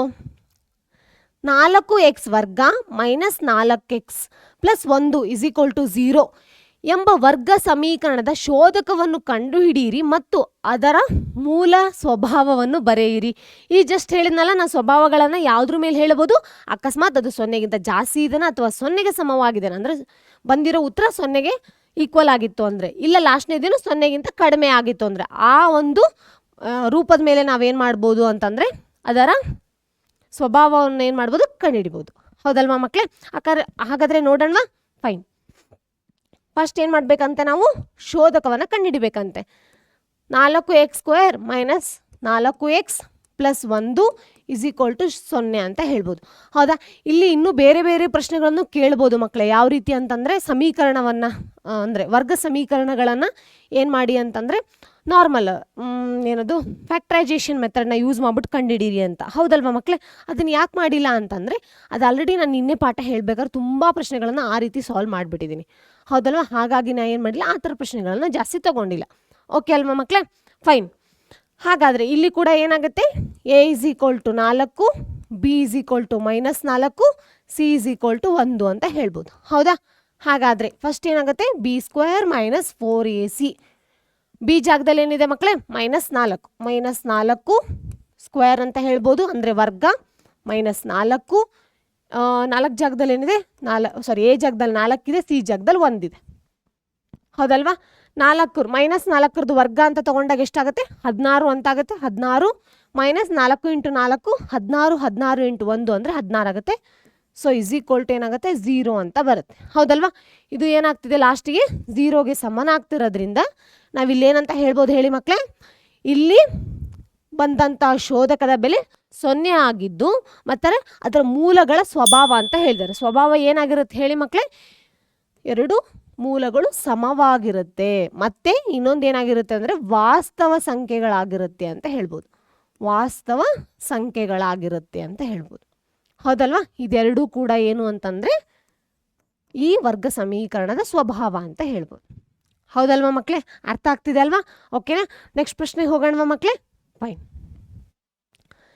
2x² ಓಕೆ 2x ವರ್ಗ plus 4x plus 3 is equal to 0 ಹೌದಾ ಎಂಬ ವರ್ಗ ಸಮೀಕರಣವು ಸಮಾನ ವಾಸ್ತವ ಮೂಲಗಳನ್ನು ಹೊಂದಿರುವಂತೆ ಕೇನ ಬೆಲೆಯನ್ನು ಕಂಡುಹಿಡೀರಿ ಅಂತ ಹೇಳಿದ್ದಾರೆ. ಈ ಥರದ ಪ್ರಶ್ನೆನ ನಾನು ಲಾಸ್ಟ್ಗೊಂದು ನೀವೇ ಮಾಡಿ ಅಂತ ಬಿಟ್ಟಿದ್ದೆ, ಹೌದಲ್ವಾ? ಹಾಗಾದರೆ ನೀವು ಮಾಡಿದ್ದೀರಾ ಮಕ್ಕಳೇ ಆ ಪ್ರಶ್ನೆನ? ನೋಡೋಣ ಸಿಮಿಲರ್ ಹೆಂಗೆ ಬರುತ್ತೆ ಅಂತ. ಅಂದರೆ ಅವ್ರು ಹೇಳ್ತಾ ಇರೋದು ಇವಾಗ 2x² plus 4x plus 3 4 kx plus 3 is equal to 0. Okay fine. ಹಾಂ, ಈ ವರ್ಗ ಸಮೀಕರಣ ಇದೆಯಲ್ಲ, ಇಲ್ಲಿ ಏನಾಗಿದೆ, ಸಮಾನ ವಾಸ್ತವ ಮೂಲಗಳನ್ನು ಹೊಂದಿದೆ ಅಂತೆ. ಸಮಾನ ವಾಸ್ತವ ಮೂಲಗಳಂದ್ರೆ ಏನಾಗಿರುತ್ತೆ ಹೇಳಿ ಮಕ್ಕಳೇ? ಇಲ್ಲಿ ಬಂದಂಥ ಶೋಧಕದ ಬೆಲೆ ಏನಾಗಿರುತ್ತೆ, 0 ಅಂತ ಆಗಿರುತ್ತೆ, ಹೌದಲ್ವಾ? ಅವಾಗ ಮಾತ್ರ ನಾವೇನಾಗಿರುತ್ತೆ, ಸಮ ಮತ್ತು ವಾಸ್ತವ ಆಗಿರುತ್ತೆ ಅಂತ ನಾನು ಹೇಳಿದೆ. ಸೊ ಅವರೇ ಹೇಳಿಬಿಟ್ಟಿದ್ದಾರೆ ಸಮಾನ ವಾಸ್ತವವನ್ನು ಹೊಂದಿದೆ ಅಂತ. ಸೊ ಇಲ್ಲಿಗೇನಾಯಿತು, ನಮಗೆ b² - 4ac = 0 ಅಂತ ಬಂತು. ಬಟ್ ಅವ್ರು ಏನು ಹೇಳ್ತಾರೆ, ಅದು ಬೇಕಾಗಿಲ್ಲ, ಅವ್ರಿಗೆ ಬೇಕಾಗಿರೋದೇನು ಕೇನ ಬೆಲೆ ಅಂತ ಹೇಳ್ತಾರೆ, ಹೌದಲ್ವಾ? ಹಾಗಾದರೆ ಕೇನ ಬೆಲೆ ಕಂಡುಹಿಡಿಬೇಕಾಗಿತ್ತಂದ್ರೆ ಇದೇ ಸೂತ್ರ ಯೂಸ್ ಮಾಡೋಣ ನಾವು, b² - 4ac = 0 ಅಂತ. ಯಾಕಂದರೆ ಅವರೇ ಹೇಳಿದರೆ 0ಗೆ ಸಮವಾಗಿದೆ ಅಂತ. ಓಕೆ, ಹಾಗಾದರೆ ಬಿ ಜಾಗದಲ್ಲಿ ಏನು ಮಾಡೋಣ ನಾವು, k², ಯಾಕಂದರೆ ಬಿ ಜಾಗದಲ್ಲಿ ಏನಿದೆ, ಕೆ ಇದೆ, ಎ ಜಾಗದಲ್ಲಿ 2 ಇದೆ, ಸಿ ಜಾಗದಲ್ಲಿ 3 ಇದೆ, ಹೌದಲ್ವಾ? ಮೈನಸ್ 4 × 2 × 3 ಇಸ್ ಈಕ್ವಲ್ ಟು 0 ಅಂತ ಹೇಳ್ಬೋದು, ಹೌದಲ್ವಾ? ಇಲ್ಲಿ k² ಹಾಗೆ ಇಟ್ಕೋತೀನಿ ನಾನು, k² ಮೈನಸ್ 4 × 2 ಅಂದರೆ 8, 8 3 24 ಇಸ್ ಈಕ್ವಲ್ ಟು 0 ಅಂತ ಹೇಳ್ಬೋದು, ಹೌದಲ್ವಾ? k² is equal to minus 24 ಆ ಕಡೆ ಕಳಿಸಿದ್ರೆ ಏನಾಗುತ್ತೆ, ಪ್ಲಸ್ 24 ಅಂತ ಆಗುತ್ತೆ, ಹೌದಾ? ಹಾಗಾದರೆ ಕೆ ಇಸ್ ಈಕ್ವಲ್ ಟು ಏನಾಗುತ್ತೆ, √24 ಅಂತ ಹೇಳ್ತೀವಿ ನಾವು, ಹೌದಲ್ವಾ? ಬಟ್ ಇಲ್ಲಿ ರೂಟ್ ತೆಗೆದೇನಾಗುತ್ತೆ, ಪ್ಲಸ್ ಆ್ಯಂಡ್ ಮೈನಸ್ ಎರಡನ್ನೂ ಬರಿಬೇಕು, ಹೌದಲ್ವಾ? ಒಂದು ವರ್ಗವನ್ನು ತೆಗೆದು ಮತ್ತೆ ಅದಕ್ಕೆ ವರ್ಗದ ಮೂಲವನ್ನು ಹಾಕಿದಾಗ ನಾವೇನು ಮಾಡಬೇಕು, ಈ ಥರ ಬರಿಬೇಕು, ಹೌದಲ್ವಾ? ಹಾಗಿದ್ದಾಗ 24ನ ನಾವೇನಂತ ಬರಿಬೋದು, 6 4 24 ಅಂತ ಬರಿಬೋದಾ? 4 ಏನಾಗುತ್ತೆ ಹೇಳಿ, 2ರ ವರ್ಗ ಆಗುತ್ತೆ. ಹಾಗಾಗಿ ನಾನು ಏನು ಮಾಡ್ತೀನಿ, 2ನ ಹೊರಗಡೆ ತಗೋತೀನಿ, ಪ್ಲಸ್ ಆರ್ ಮೈನಸ್ 2 √6 ಅಂತ ಹೇಳ್ಬೋದು, ಹೌದಲ್ವಾ ಮಕ್ಕಳೇ? ಹಾಗಾದರೆ ಕೇನ ಬೆಲೆ ಏನಾಗಿರುತ್ತೆ ಹೇಳಿ, 2 √6 ಪ್ಲಸ್ ಆರ್ ಮೈನಸ್ ಅಥವಾ ಪ್ಲಸ್ 2 √6 ಅಥವಾ ಮೈನಸ್ 2 √6. ಹೌದು ಮೇಡಮ್, ಇಲ್ಲಿ ಸಮಾನವಾಗಿಲ್ವಲ್ಲ, ಬಟ್ ಬರೀ ಚಿಹ್ನೆಗಳು ಮಾತ್ರ ಬದಲಾವಣೆ ಆಗಿದೆ ಮಕ್ಕಳೇ. ಹೌದು, ಚಿಹ್ನೆ ಬದಲಾವಣೆ ಆದರೂ ಕೂಡ ವ್ಯಾಲ್ಯೂ ಬದಲಾವಣೆ ಆಗುತ್ತೆ. ಬಟ್ ಏನಾಗಿದೆ ಅಂದರೆ ಇಲ್ಲಿ ಎಕ್ಸಾಕ್ಟ್ ನಾವು ಕಂಡಿಡಿಯೋಕ್ಕೆ ಆಗಲ್ಲ ಮೂಲಗಳನ್ನು, ಹೌದಾ? ಹಾಗಾಗಿ ಈ ಫಾರ್ಮೆಟಲ್ಲಿ ನಾವೇನು ಮಾಡ್ಬೋದು, ಕಂಡುಹಿಡಿಬೋದು. ಅರ್ಥ ಆಯ್ತಲ್ವಾ? ಸೊ ನಿಮ್ಗೆ ಅಕಸ್ಮಾತ್ ಏನಾದರೂ ಈ ಥರ ಪ್ರಶ್ನೆ ಕೇಳ್ತಾರೆ, ನಿಮಗೂ ಇಲ್ಲೊಂದು ಪ್ರಶ್ನೆ ಇರ್ಬೋದು, ಅಕಸ್ಮಾತ್ ಇಲ್ಲಿ ಸಮಾನ ಅಂತ ಕೊಡದೆ ಇದ್ದು ಹೆಚ್ಚು ಅಂತ ಕೊಟ್ಟರೆ ಹೆಂಗೆ ಕಂಡುಹಿಡಿಯೋದು? ಆ ಥರ ಕೊಟ್ಟರೆ ನಾವು ಕಂಡುಹಿಡಿಯೋಕ್ಕಾಗಲ್ಲ ಮಕ್ಕಳೇ, ಕಂಡುಹಿಡಿಯೋಕ್ಕೆ ಸಾಧ್ಯನೂ ಇಲ್ಲ. ಬರೀ ಸಮಾನ ವಾಸ್ತವ ಮೂಲಗಳನ್ನು ಇದ್ದಾಗ ಮಾತ್ರ ಏನು ಮಾಡ್ಬೋದು ಅಂದರೆ ಈ ಫಾರ್ಮುಲಾನ ಯೂಸ್ ಮಾಡ್ಕೊಂಡು ಕಂಡುಹಿಡಿಬೋದು. ಆ ಥರ ಪ್ರಶ್ನೆಗಳನ್ನು ಮಾತ್ರ ನಿಮಗೆ ಕೇಳ್ತಾರೆ. ಅರ್ಥ ಆಗ್ತಿದೆ ಅಲ್ವಾ? ಓಕೆನಾ ಮಕ್ಕಳೇ? ಫೈನ್.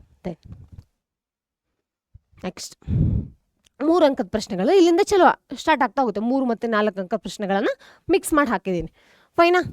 ಎ ಮತ್ತು ಬಿ ಎಂಬ ಇಬ್ಬರು ವಿದ್ಯಾರ್ಥಿಗಳ ವಯಸ್ಸು ಕ್ರಮವಾಗಿ 19 ವರ್ಷಗಳು ಮತ್ತು 15 ವರ್ಷಗಳಿವೆ. ಓಕೆನಾ? ಅವರ ವಯಸ್ಸುಗಳ ಗುಣಲಬ್ಧ 480ಕ್ಕೆ ಸಮಾನವಾಗಲು ಎಷ್ಟು ವರ್ಷಗಳು ಬೇಕಾಗುತ್ತವೆ ಎಂದು ಕಂಡುಹಿಡಿಯಿರಿ ಅಂತ ಹೇಳಿದ್ದಾರೆ. ಎಷ್ಟು ಈಸಿಯಾಗಿದೆ ಮಕ್ಕಳೇ, ಹೌದಾ? ಏನು ಹೇಳಿದ್ದಾರೆ ಅಂದರೆ, ಒಂದು ಎ ಮತ್ತು ಬಿ ಅನ್ನೋ ವಿದ್ಯಾರ್ಥಿಗಳಿದಾರಂತೆ, ಹೌದಾ? ಅವ್ರ ವಯಸ್ಸು ಎಷ್ಟಿದೆ ಅಂತ ಮಕ್ಕಳೇ? ಒಬ್ಬರು ವಯಸ್ಸು 19 ಇದ್ದರೆ ಇನ್ನೊಬ್ರು ವಯಸ್ಸು ಏನಾಗಿದೆ ಅಂದರೆ 15 ಅಂತ, ಹೌದಾ? ಹಾಗಾದರೆ ಇವರಿಬ್ಬರ ವಯಸ್ಸುಗಳ ಗುಣಲಬ್ಧ ಏನಾಗಬೇಕು ಅಂದರೆ 480 ಆಗಬೇಕಂತೆ. ಬಟ್ ಅದು ಒಂದು ಸ್ವಲ್ಪ ವರ್ಷಗಳಾದ ಮೇಲೆ ಅಂತ ಹೇಳಿದ್ದಾರೆ, ಹೌದಾ? ಹಾಗಾದರೆ ಆ ವರ್ಷ ಎಷ್ಟು ಅಂತ ಕೇಳ್ತಾ ಇದ್ದಾರೆ. ನೋಡೋಣ, ಆ ಎಷ್ಟು ವರ್ಷಗಳಂದರೆ ಎರಡೂ ಕೂಡ. ಈಗ ಎಕ್ಸಾಂಪಲ್ಲು, ನಂಗೆ 2 ವರ್ಷ ಇತ್ತು, 2 ವರ್ಷ ಇನ್ನೊಬ್ರು ಯಾರೋ ನಮ್ಮ ಅಣ್ಣಂಗೇನೋ 5 ವರ್ಷ ಇರುತ್ತಪ್ಪ, ಹೌದಲ್ವಾ? ನಾನು 3 ವರ್ಷ ಬೆಳೆದೆ ಅಂತಂದರೆ ಅವಾಗ ನಂದೇನಾಗುತ್ತೆ, ವಯಸ್ಸು 5 ಆಗುತ್ತೆ. ಬಟ್ ಇವರು ಕೂಡ 3 ವರ್ಷ ಬೆಳೆದಿರ್ತಾರಲ್ವ, ಅವಾಗ ಅವ್ರದ್ದು ಕೂಡ ಏನಾಗುತ್ತೆ ಹೇಳಿ ಮಕ್ಕಳೇ, 8 ಅಂತ ಆಗಿರುತ್ತೆ. ಸೊ ಒಂದಿಷ್ಟು ವರ್ಷಗಳಾದಮೇಲೆ ಅಂದಾಗ ಎರಡೂ ವಯಸ್ಸಿನ ಮಕ್ಕಳು ಏನಾಗಿರ್ಬೋದು, ಪ್ಲಸ್ ಎಕ್ಸ್ ಅಂತಲೇ ತೊಗೋಬೋದಾ? ಯಾಕಂದರೆ ಇಬ್ಬರದು ಕೂಡ ಏನಾಗಿದೆ, ಇಲ್ಲಿ ಇನ್ಕ್ರೀಸ್ ಆಗಿದೆ, ಹೌದಲ್ವ ಮಕ್ಕಳೇ? ಹಾಗಾದರೆ ಏನು ಮಾಡ್ತೀನಿ ನಾನಿಲ್ಲಿ, 19 + x ಮತ್ತು 15 + x ಎರಡರ ಗುಣಲಬ್ಧ ಎಷ್ಟಾಗಿದೆ ಅಂತೆ ಮಕ್ಕಳೇ, 480 ಅಂತ ಹೇಳಿದ್ದಾರೆ, ಹೌದಲ್ವಾ? ಹಾಗಾದರೆ ಇವಾಗ ಗುಣಾಕಾರ ಮಾಡೋಣವಾ? 19 × 15 ಬೇಕಿದ್ರೆ ನಾವು ಜಸ್ಟ್ ಸಿಂಪ್ಲಿಫಿಕೇಶನ್ ಅಂದರೆ ತುಂಬ ಸರಳ ರೂಪದಲ್ಲಿ ಬರ್ಕೋಬೇಕಾಗಿತ್ತು ಅಂದರೆ ಹೆಂಗೆ ಬರ್ಕೊಳ್ಳೋಣ ಅಂತ ನೋಡೋಣ. 1 ಸೆಕೆಂಡ್ ನೋಡಿ ಇಲ್ಲಿ. ಎಕ್ಸ್ ಪ್ಲಸ್ 19 ಮತ್ತೇನು ಮಾಡೋದು ಎಕ್ಸ್ ಪ್ಲಸ್ 15 ಅಂತ ಹೇಳ್ಬೋದು. ಹೌದಲ್ವಾ? 480ಕ್ಕೆ ಏನು ಗುಣಾಕಾರ ಅಂತ ಹೇಳಿದ್ದೀನಿ.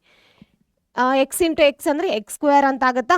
ಅದೇ ರೀತಿ ಇದನ್ನ ಎಕ್ಸ್ ಇಂಟು 15 ಮಾಡಿ ಅವಾಗೇನಾಗುತ್ತೆ 15 ಎಕ್ಸ್ ಅಂತ ಆಗುತ್ತೆ. ಅದೇ ರೀತಿ ಏನು ಮಾಡೋಣ ನಾವಿವಾಗ 19 ಇಂಟು ಎಕ್ಸ್ ಅಂದರೆ 19 ಎಕ್ಸ್ ಅಂತ ಆಗುತ್ತೆ. ಪ್ಲಸ್ 15 ಇಂಟು 19 ಅಂತ ಮಾಡೋಣ. 15 ಇಂಟು 19 ಅಂದರೆ ಎಷ್ಟಾಗುತ್ತೆ ಮಕ್ಕಳೇ?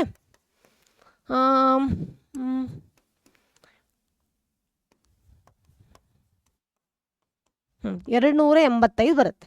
ಓಕೆನಾ ಮಕ್ಕಳೇ? 285 ಹೌದಾ ಈಸ್ ಈಕ್ವಲ್ ಟು 480 ಅಂತ ಹೇಳ್ತೀವಿ. ಹೌದಲ್ವಾ? ಹಾಗಿದ್ರೆ ನಾವು ಇವಾಗ ಏನು ಮಾಡ್ಬೋದು? 450ನ ಈ ಕಡೆ ತೊಗೊಂಡ್ರೆ ಏನಾಗುತ್ತೆ? ಮೈನಸ್ ಆಗುತ್ತೆ. ಸೊ ಮೈನಸ್ ತೊಗೊಳ್ಳೋಣ. ಪ್ಲಸ್ ಇಲ್ಲೇನಾಗುತ್ತೆ 15 ಎಕ್ಸ್ ಪ್ಲಸ್ 19 ಎಕ್ಸ್ನ ನಾವೇನು ಮಾಡ್ಬೇಕು ಹೇಳಿ ಮಕ್ಕಳೇ?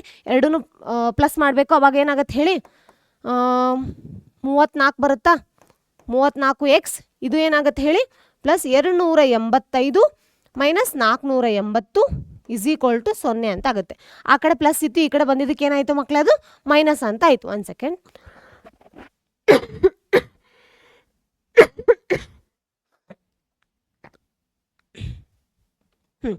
ಹೌದಲ್ವಾ ಮಕ್ಕಳೇ? ಹಾಗಾದರೆ ಇದನ್ನೇನು ಮಾಡೋಣ? ನಾನು ಇವಾಗ ಮೈನಸ್ ಮಾಡ್ಕೋತೀನಿ. ಓಕೆನಾ?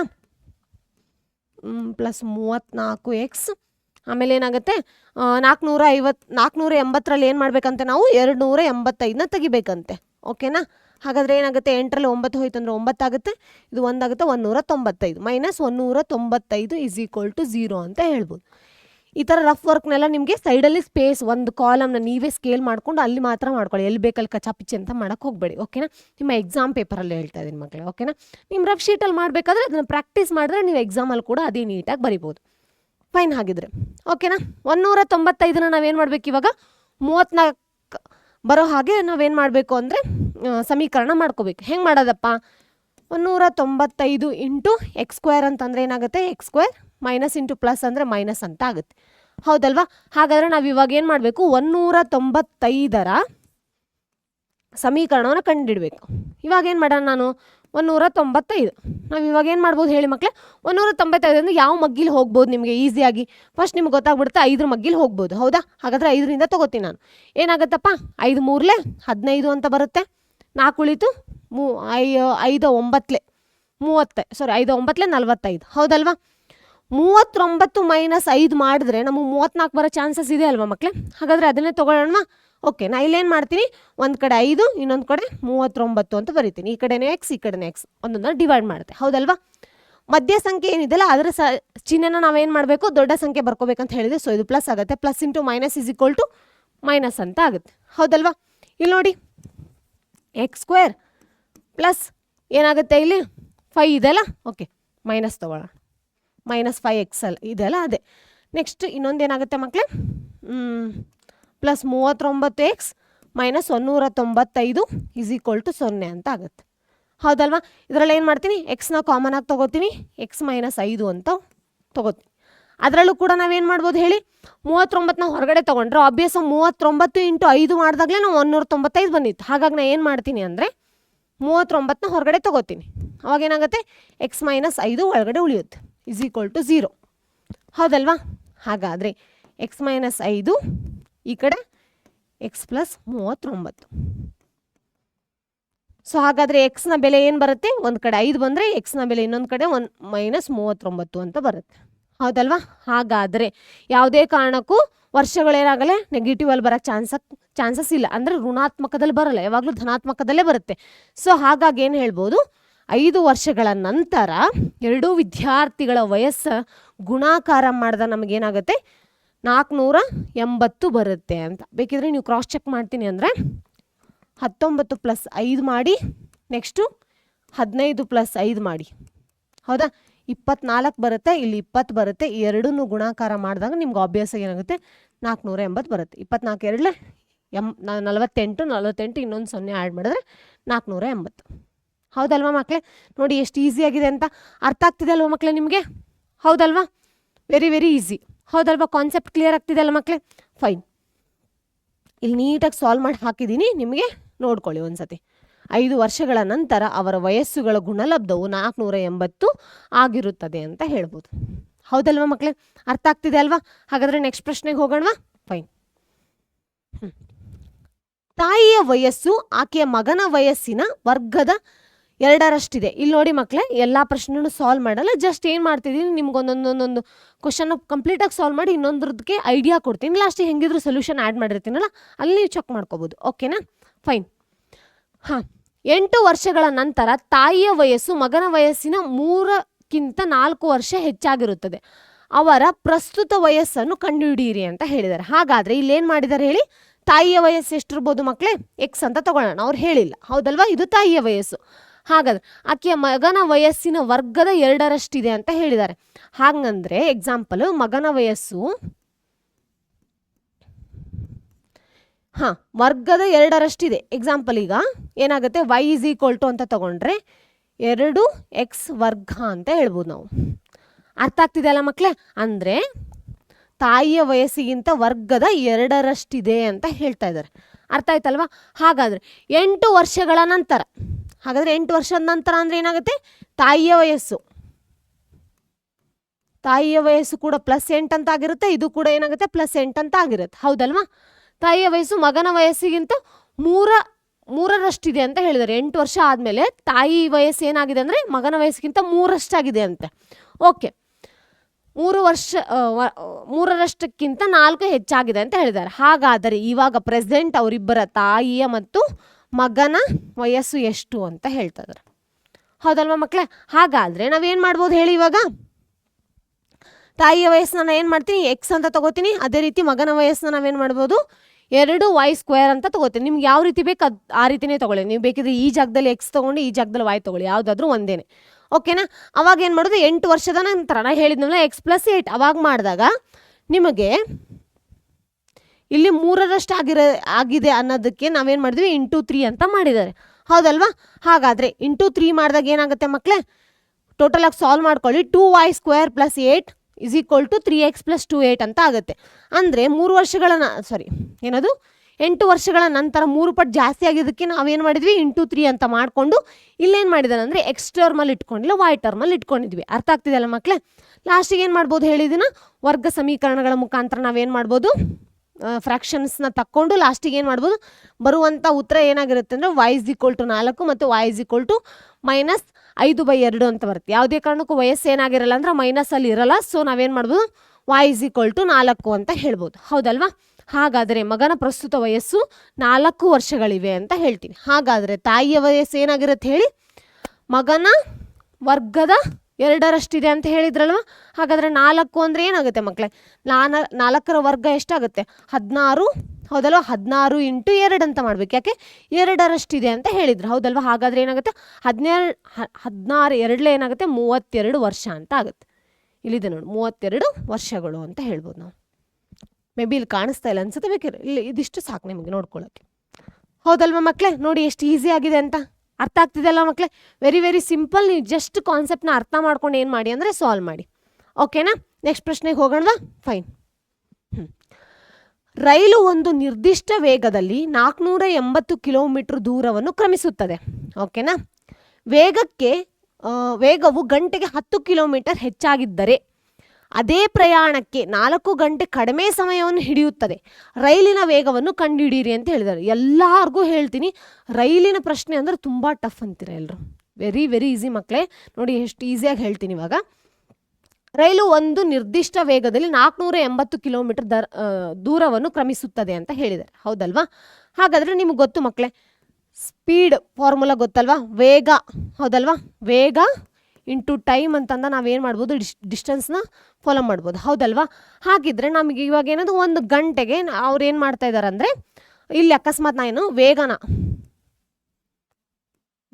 ಏನು ಮಾಡ್ತೀನಿ, ಎಕ್ಸ್ ಅಂತ ತಗೋತಾ ಇದ್ದೀನಿ. ಹೌದಾ?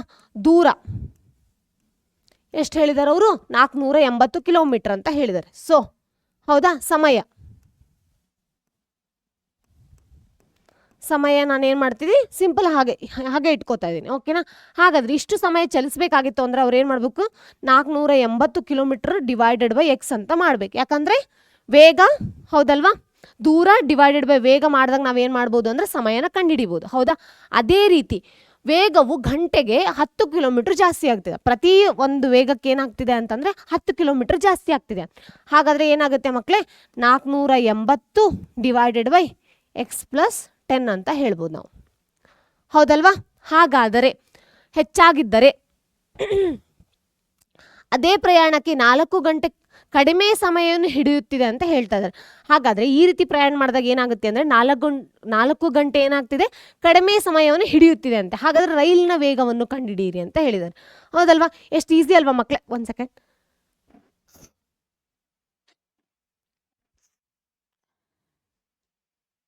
ಸಾರಿ ಮಕ್ಕಳೇ, ಓಕೆನಾ? ಹಾಗಾದರೆ ಇವಾಗ ಏನು ಮಾಡ್ಬೋದು ನೋಡಿ, ನಿಮಗೆ ಗೊತ್ತಿದೆ. ಫಸ್ಟಿಗೆ ಎಷ್ಟಿತ್ತಪ್ಪ, 480 ಡಿವೈಡೆಡ್ ಬೈ ಎಕ್ಸ್. ಹೌದಲ್ವಾ? ಸ್ಪೀಡನ್ನ ನಾವು ಯಾವಾಗಲೂ ಎಕ್ಸ್ ಅಂತ ತೊಗೊಂಡಿದ್ವಿ. ಬಟ್ ಆಮೇಲೆ ಏನಾಯ್ತಂತೆ, 10 ಕಿಲೋಮೀಟರ್ ಅಂದರೆ ಪ್ರತಿ ಸಮಯಕ್ಕೆ ಏನಾಗ್ತಿದೆ ಅಂತೆ, 10 ಕಿಲೋಮೀಟರ್ ವೇಗ ಜಾಸ್ತಿ ಆಗ್ತಿದೆ ಅಂತೆ. ಸೊ ಇದು ಎರಡರ ಮಧ್ಯೆ ಏನಾಗ್ತಿದೆ, 4 ಗಂಟೆ ಸಮಯ ಹಿಡಿಯುತ್ತಿದೆ ಅಂತ ಹೇಳ್ತಾ ಇದ್ದಾರೆ.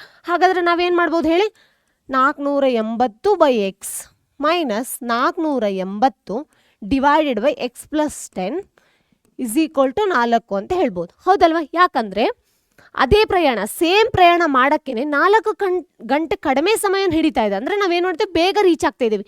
ಯಾಕೆ ಅಂತಂದರೆ ವೇಗ ಏನಾಗ್ತಿದೆ, 10 ಕಿಲೋಮೀಟರ್ ಜಾಸ್ತಿ ಆಗ್ತಾ ಹೋಗ್ತಾ ಇದೆ ಅಂತ ಹೇಳ್ತಾ ಇದ್ದಾರೆ. ಹೌದಲ್ವಾ? ಸೊ ಅದೇನು ಮಾಡ್ತೀನಿ, ಒರಿಜಿನಲ್ ಏನಿರುತ್ತಲ್ಲ ಅದರಲ್ಲಿ ಏನು ಮಾಡ್ತಾ ಇದ್ದೀನಿ ನಾನು, ಇವಾಗ ಹೆಚ್ಚೇನಾಗಿರುತ್ತಲ್ಲ ಅದನ್ನು ಏನು ಮಾಡ್ತೀನಿ, ಮೈನಸ್ ಮಾಡ್ತೀನಿ. ಅವಾಗ ನಮ್ಗೆ ಏನಾಗಬೇಕು, 4 ಗಂಟೆ ಡಿಫ್ರೆನ್ಸ್ ಬರಬೇಕು. ಅವಾಗ ನಮಗೆ ಗೊತ್ತಾಗುತ್ತೆ ಆ ರೈಲಿನ ವೇಗ ಎಷ್ಟಿತ್ತು ಅಂತ. ಅರ್ಥ ಆಗ್ತಿದೆ ಅಲ್ವಾ? ಹಾಗಾದರೆ ನೋಡಿ, ಇಲ್ಲಿ ಏನು ಮಾಡೋಣ, ಕ್ರಾಸ್ ಮಲ್ಟಿಪ್ಲಿಕೇಶನ್ ಮಾಡ್ಕೊಳ್ಳೋಣ. 480 ಇಂಟು x+10, ಅದೇ ರೀತಿ 480 ಇಂಟು ಎಕ್ಸ್ ಅಂತ ಮಾಡೋದು ಡೈರೆಕ್ಟ್. ಹೌದಲ್ವಾ? = 4 ಅಂತ ಮಾಡ್ಬೋದು. ಹೌದಲ್ವಾ ಮಕ್ಕಳೇ? ಹಾಗಾದರೆ 480 into X plus 4800 minus 4800 into X. ಹೌದಲ್ವಾ? = 4 ಅಂತ ಮಾಡ್ಬೋದು. ಹೌದಲ್ವಾ ಮಕ್ಕಳೇ? ನೋಡಿ ಒಂದ್ಸತಿ ಕರೆಕ್ಟಾಗಿ. ಹೌದಾ? ಅದೇ ರೀತಿ ಕೆಳಗಡೆ ಏನು ಮಾಡಬೇಕಪ್ಪ ನಾವು, x+10 ಇಂಟು ಎಕ್ಸ್. ಹೌದಲ್ವಾ? ಇದನ್ನು ನಾನು ಏನು ಮಾಡ್ತೀನಿ, ಈ ಕಡೆ ಕಳಿಸ್ಕೊಂಡಿರ್ತೀನಿ. ಯಾಕಂದರೆ ಸಹ ತಗೊಂಡಿದ್ದು ನಾನು ಆವಾಗಲೇ ಬಿಟ್ಬಿಟ್ಟೆ ಬರಿಬೇಕಾದ್ರೆ. ಹೌದಾ? ಇದನ್ನು ಕಂಪಲ್ಸರಿ ಬರ್ಕೋಬೇಕು, ಇಲ್ಲಾಂದರೆ ಡಿಫ್ರೆನ್ಸಸ್ ಬರುತ್ತೆ. ಇವಾಗ ಈ ಕಡೆ ಮಲ್ಟಿಪ್ಲೈ ಮಾಡಿದಾಗ ಏನಾಗುತ್ತೆ, x+10 ಇಂಟು ಎಕ್ಸ್ ಅಂತ ಮಾಡ್ಕೋಬೋದು. ಹೌದಲ್ವಾ? ಹಾಗಿದ್ದಾಗ ಏನಾಗುತ್ತೆ, 480 ಎಕ್ಸ್ ಮತ್ತು ಮೈನಸ್ 480 ಎಕ್ಸ್ ಅಂತ ಇದೆ. ಇಲ್ಲಿ ಪ್ಲಸ್ಸಲ್ಲಿದೆ, ಇಲ್ಲಿ ಮೈನಸಲ್ಲಿದೆ. ಆಬ್ವಿಯಸ್ ಆಗಿ ಎರಡೂ ಕಳೆದ್ರೆ ನಮಗೇನಾಗುತ್ತೆ, 0 ಬರುತ್ತೆ. ಸೊ 4800 ಮಾತ್ರ ಈ ಕಡೆ ಉಳೀತು. ಹೌದಾ? ಅದೇ ರೀತಿ 4 ಇಂಟು ಎಕ್ಸ್ ಅಂದರೆ ಎಷ್ಟಾಗುತ್ತೆ, 4x ಪ್ಲಸ್ 40. ಹೌದಾ? ಇಷ್ಟು ಬಂತ. ಇವಾಗ ನಾನು ಏನು ಮಾಡ್ತೀನಿ, ಇದನ್ನು ಇಂಟು ಎಕ್ಸ್ ಅಂತ ಮಾಡೋಣ, ಯಾಕಂದರೆ ಇನ್ನೂ ಎಕ್ಸ್ ಇದೆ ಅಲ್ಲಿ. ಹೌದಾ? ಹಾಗಾದರೆ 4800 = 4x ಅಂದರೆ ಏನಾಗುತ್ತೆ, 4x ವರ್ಗ ಪ್ಲಸ್ 40x ಅಂತ ಹೇಳ್ಬೋದು. ಹೌದಾ? ನಾನು ಏನು ಮಾಡ್ತೀನಿ, 4800 ಆ ಕಡೆ ಹಾಕ್ತೀನಿ. ಯಾಕಂದರೆ ಯಾವಾಗಲೂ ವರ್ಗದ ಸಮೀಕರಣದಲ್ಲಿ ವರ್ಗ ಸಮೀಕರಣ ಮೊದಲನೇದು ಏನಿರುತ್ತಲ್ಲ ಅದು ಪಾಸಿಟಿವ್ ಅಲ್ಲಿ ಇರಬೇಕು, ಧನಾತ್ಮಕದಲ್ಲಿ ಇರಬೇಕು. ನಾನು ಸುಮಾರು ಸತಿ ಹೇಳಿದ್ದೀನಿ, ಮರಿಬೇಡಿ ಮಕ್ಕಳೇ. ಓಕೆನಾ? ಅದನ್ನು ಬರ್ಕೋತೀನಿ ನಾನು ಇವಾಗ. 4x² ಆಮೇಲೆ ಏನಾಯ್ತಪ್ಪ, 40x ಮೈನಸ್ 4800 = 0 ಅಂತ ಆಯಿತು. ಹೌದಲ್ವಾ? ಇವಾಗ ಏನು ಮಾಡ್ಬೇಕು ಹೇಳಿ, ಆದಷ್ಟು ಸಮೀಕರಣನ ಕಡಿಮೆ ಮಾಡ್ಕೊಂಡು ಹೋಗಬೇಕು. ಸೊ ಎಲ್ಲದರಲ್ಲೂ 4 ಅನ್ನೋದು ಕಾಮನ್ ಆಗಿದೆ ಅಲ್ವಾ, 4ರ ಮಗ್ಗಿಲಿ ಎಲ್ಲದು ಹೋಗುತ್ತೆ. ಸೊ ನಾನು ಏನು ಮಾಡ್ತಾಯಿದ್ದೀನಿ, ಕಂಪ್ಲೀಟ್ಲಿ ಈಕ್ವೇಷನ್ನ 4ರಿಂದ ಏನು ಮಾಡ್ತಿದ್ದೀನಿ, ಡಿವೈಡ್ ಮಾಡ್ತಾ ಇದ್ದೀನಿ. ಹೌದಲ್ವಾ? ಭಾಗಾಕಾರ ಮಾಡ್ತೀನಿ. ಅವಾಗ ಏನಾಗುತ್ತೆ, ಎಕ್ಸ್ ವರ್ಗ ಪ್ಲಸ್ 10x ಮೈನಸ್ 1200 = 0 ಅಂತ ಬರುತ್ತೆ. ಹೌದಲ್ವಾ? ಹಾಗಿದ್ರೆ ಏನು ಮಾಡಬೇಕು, ಎರಡು ಸಮೀಕರಣನ ಗುಣಾಕಾರ ಮಾಡೋಣ. ಅವಾಗ ಏನಾಗುತ್ತೆ, 12000 x² ಅಂತ ಬರುತ್ತೆ. 1 ಸೆಕೆಂಡ್.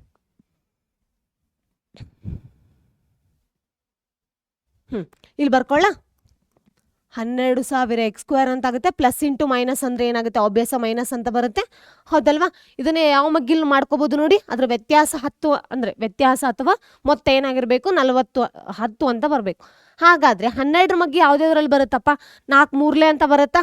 ಓಕೆ, ಒಂದು ಕಡೆ 40 ಇನ್ನೊಂದು ಕಡೆ 30 ಅಂತ ಮಾಡ್ತೀನಿ ನಾನು. ಹೌದಲ್ವಾ? ಹಾಗಾದರೆ ಮಧ್ಯದಲ್ಲಿ ಏನಿದೆ ಹೇಳಿ, ದೊಡ್ಡ ಆ ಸಂಖ್ಯೆ ಏನಿದೆ ಅಲ್ಲ ಅದಕ್ಕೆ ಬರುವಂಥ ಚಿಹ್ನೆ ಯಾವುದಿದೆ, ಪ್ಲಸ್ ಇದೆ. ಅದು ಏನಾಗಬೇಕು, ಇಲ್ಲಿ ದೊಡ್ಡ ಚಿಹ್ನೆಗೆ ಬರಬೇಕು. ಹೌದಾ? ಇದು 40x ಆಯಿತು ಅಂದರೆ ಪ್ಲಸ್ ಇಂಟು ಮೈನಸ್ ಅಂದರೆ ಮೈನಸ್ ಆಗುತ್ತೆ. ಸೊ 40x ಮೈನಸ್ 30x ಅಂತ ಬಂತು. ಇವಾಗ ಅದನ್ನೇ ಬರ್ಕೋತೀನಿ ನಾನು. ಎಕ್ಸ್ ಸ್ಕ್ವೇರ್ ಹೌದಲ್ವಾ, ಎಕ್ಸ್ ವರ್ಗ plus 40x minus 30x minus 1200 ಅಂತ ಹೇಳ್ಬೋದು ಹೌದಲ್ವಾ. ಇವಾಗ ಏನು ಮಾಡ್ಬೇಕು ಹೇಳಿ, ಕಾಮನ್ ಇರೋದು ತಗೊಳ್ಳೋಣ. ಎಕ್ಸ್ ಕಾಮನ್ ಆಗಿದೆ, ಅದನ್ನು ತೊಗೊಂಡ್ರೆ ಏನಾಗುತ್ತೆ, ಎಕ್ಸ್ ಪ್ಲಸ್ 40 ಅನ್ನೋದು ಮಾತ್ರ ಉಳಿಯುತ್ತೆ ಹೌದಲ್ವಾ. ಅದೇ ರೀತಿ ಏನು ಮಾಡ್ತೀನಿ, ಮೈನಸ್ 30ನ ಕಾಮನ್ ಆಗಿ ತೊಗೋತೀನಿ. ಅವಾಗ ಏನಾಗುತ್ತೆ, ಎಕ್ಸ್ ಪ್ಲಸ್ 40 ಉಳಿಯುತ್ತೆ. ಯಾಕಂದರೆ 1200 ಕಾಮನ್ ಆಗಿರೋದು ಏನು ಹೇಳಿ ಮಕ್ಕಳೇ, 30 ಇಂಟು 40 ಮಾಡಿದಾಗಲೇ 1200 ಬಂದಿತ್ತು. ಸೊ ನಾನು ಏನು ಮಾಡಿದೆ, 30 ತೊಗೊಂಡಾಗ ಆಬ್ವಿಯಸ್ 40 ಉಳಿಯುತ್ತೆ, ಇಸ್ ಈಕ್ವಲ್ ಟು 0 ಅಂತ ಆಯಿತು. So X is equal to ಏನಾಯಿತು, ಮೈನಸ್ 40 ಅಂತ ಬಂತು. ಸಾರಿ, ಒಂದು ಸೆಕೆಂಡ್ ಮಕ್ಕಳೇ. ಎಕ್ಸ್ ಇಸ್ ಈಕ್ವಲ್ ಟು ಏನು ಬಂತು ಹೇಳಿ, ಹಾಂ ಮೈನಸ್ 40 ಅಂತ ಬಂತು. ಇನ್ನೊಂದು ಕಡೆ ಎಕ್ಸ್ ಇಸ್ ಈಕ್ವಲ್ ಟು 30 ಅಂತ ಬರುತ್ತೆ ಹೌದಲ್ವಾ. ಇಲ್ಲಾಂದರೆ ಇಲ್ಲಿ ಇನ್ನೊಂದು ಸ್ಟೆಪ್ ಬರೀತೀನಿ ಸುಮ್ಮನೆ, ಯಾಕೆ, ಎಕ್ಸ್ ಪ್ಲಸ್ 40 ಹೌದಲ್ವಾ, ಎಕ್ಸ್ ಮೈನಸ್ 30 ಅಂತ ಇದೆ. So X is equal to minus 40, ಯಾಕಂದರೆ ಸಮಾಂತರ ಚಿಹ್ನೆನ ದಾಟಿ ಹೋಗ್ತಾ ಇದೆ. ಈ ಕಡೆ X is equal to 30 minus ಇದೆ, ಅದು ಈ ಕಡೆ ಹೋಯ್ತು ಅಂದರೆ ಆಬ್ವಿಯಸ್ ಆಗಿ ಏನಾಗುತ್ತೆ ಹೇಳಿ ಮಕ್ಕಳೇ, ಮೈನಸ್ ಚಿಹ್ನೆ ಬಂದೇ ಬರುತ್ತೆ ಹೌದಲ್ವಾ. 30 ಹೌದಲ್ವಾ. ಯಾವುದೇ ಕಾರಣಕ್ಕೂ ನಮ್ಮ ವೇಗವನ್ನು ನಾವು ಮೈನಸಲ್ಲಿ ಅಳಿಯೋಕ್ಕೆ ಚಾನ್ಸೇ ಇಲ್ಲ. ಸೊ ನಮಗೇನಾಗುತ್ತೆ, ಯಾವಾಗಲೂ ಧನಾತ್ಮಕದಲ್ಲೇ ನಾವೇನು ಮಾಡ್ಬೋದು ಅಂದರೆ ಟ್ರೈನ್ನ ವೇಗ, ಬಸ್ಸಿನ ವೇಗವನ್ನು ನಾವು ಕ್ಯಾಲ್ಕುಲೇಟ್ ಮಾಡೋಕ್ಕಾಗುತ್ತೆ. ಸೊ ಆನ್ಸರ್ ಏನು ಬರುತ್ತೆ ಮಕ್ಕಳೇ, 30 ಅಂತ ಬರುತ್ತೆ ಹೌದಲ್ವಾ. ಅರ್ಥ ಆಗ್ತಿದೆಯಲ್ಲ ಮಕ್ಕಳೇ. ಹಾಗಾದರೆ ನೆಕ್ಸ್ಟ್ ಹೋಗೋಣವಾ. ಸೇಮ್ ಪ್ರಶ್ನೆ, ಇಲ್ಲೇನು ಮಾಡಿಲ್ಲ, ಬರೀ ಸಂಖ್ಯೆನ ಮಾತ್ರ ಚೇಂಜ್ ಮಾಡಿದ್ವಿ. ಏನದು 480 ಇದ್ದಲ್ಲಿ 360 ಅಂತ ಮಾಡಿದ್ದೀವಿ. 5 ಗಂಟೆಗೆ ಅಂತ ಇದ್ದಿದ್ದಲ್ಲಿ 4 ಗಂಟೆ ಇದ್ದಲ್ಲಿ 5 ಗಂಟೆ ಆಗಿದೆ. ಸಾರಿ 10 ಕಿಲೋಮೀಟರ್ಸ್ ಅಂತ ಇತ್ತಲ್ಲ, ಅಲ್ಲಿ 5 ಕಿಲೋಮೀಟರ್ಸ್ ಅಂತ ಹಾಕಿದ್ದೀವಿ. ಸೇಮ್ 4 ಗಂಟೆ ಅಂತ ಇದ್ದಲ್ಲಿ 1 ಗಂಟೆ ಅಂತ ಹಾಕಿದ್ವಿ. ಬರೀ ಇದಿಷ್ಟೇ ಚೇಂಜ್ ಮಾಡಿದ್ವಿ. ಒಂದು ಸೆಕೆಂಡ್ ತೋರಿಸ್ತೀನಿ ನಾನು. ಇಲ್ಲಿ ನೋಡಿ, ಇದು ಒಂದು ಸೆಕೆಂಡ್.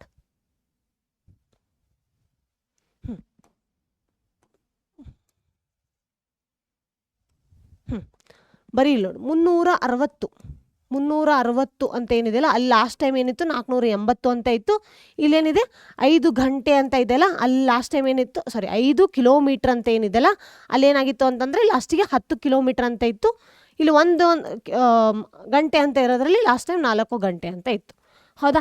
ಇದಿಷ್ಟೇ ಚೇಂಜ್ ಮಾಡಿರೋದು ಓಕೆನಾ. ಈ ಪ್ರಶ್ನೆನ ಲಾಸ್ಟ್ ಟೈಮ್ ನಾವು ಹೆಂಗೆ ಸಾಲ್ವ್ ಮಾಡಿದಲ್ಲ ಅದನ್ನು ನೋಡ್ಕೊಂಡು ಮಾಡ್ತೀರಾ ಮಕ್ಕಳೇ.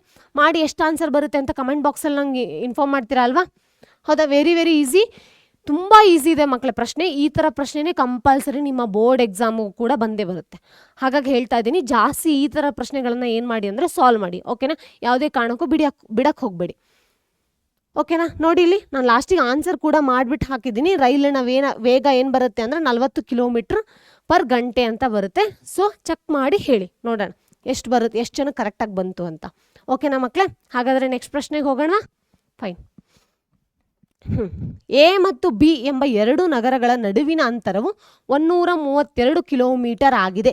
ಈ ನಗರದ ನಡುವಿನ ಬರುವ ಪಟ್ಟಣಗಳಲ್ಲಿ ಸಂಚಾರದ ದಟ್ಟಣೆಯನ್ನು ತಲುಪಿಸಲು ಸೇತುವೆಯನ್ನು ಅಂದರೆ ಫ್ಲೈಓವರ್ಸ್ ಅಂತ ನಾವೇನು ಕರಿತೀವಲ್ಲ, ಅದು ಮೇಲ್ಸೇತುವೆಯನ್ನು ನಿರ್ಮಿಸಲಾಗಿದೆ. ಇದರಿಂದಾಗಿ ಈ ಮಾರ್ಗದಲ್ಲಿ ಮೇಲ್ಸೇತುವೆಗಳ ಮೂಲಕ ಸಂಚರಿಸುವ ಕಾರಿನ ಸರಾಸರಿ ವೇಗ ಗಂಟೆಗೆ 11 ಕಿಲೋಮೀಟರ್ನಷ್ಟು ಹೆಚ್ಚಾಗುತ್ತದೆ ಮತ್ತು ಪರಿಣಾಮವಾಗಿ ಅದೇ ದೂರವನ್ನು ಕ್ರಮಿಸಲು ಕಾರಿಗೆ ಹಿಂದಿಕ್ಕಿಂತ 1 ಗಂಟೆ ಕಡಿಮೆ ಸಮಯ ಹಿಡಿಯುತ್ತದೆ. ಕಾರಿನ ಪ್ರಸ್ತುತ ಸರಾಸರಿಯ ವೇಗವನ್ನು ಕಂಡುಹಿಡಿಯಿರಿ ಅಂತ ಹೇಳಿದ್ದಾರೆ. ಸೇಮ್ ಪ್ರಶ್ನೆ ಇದೆ ಮಕ್ಕಳೇ. ಅಲ್ಲಿ ರೈಲಿನ ಬಗ್ಗೆ ಕೇಳಿದ್ರು, ಇಲ್ಲೇನು ಮಾಡಿದ್ದಾರೆ ಅಂದರೆ ಕಾರಿನ ಬಗ್ಗೆ ಕೇಳ್ತಾ ಇದ್ದಾರೆ. ಅರ್ಥ ಆಗ್ತಿದೆಯಲ್ಲ. ಈ ಸತಿ ನಾನು ಏನು ಹಿಂಟ್ ಕೊಡಲ್ಲ, ನೀವೇ ನೋಡಿ ಏನೇನು ತಗೋತೀರಾ ಅಂತ.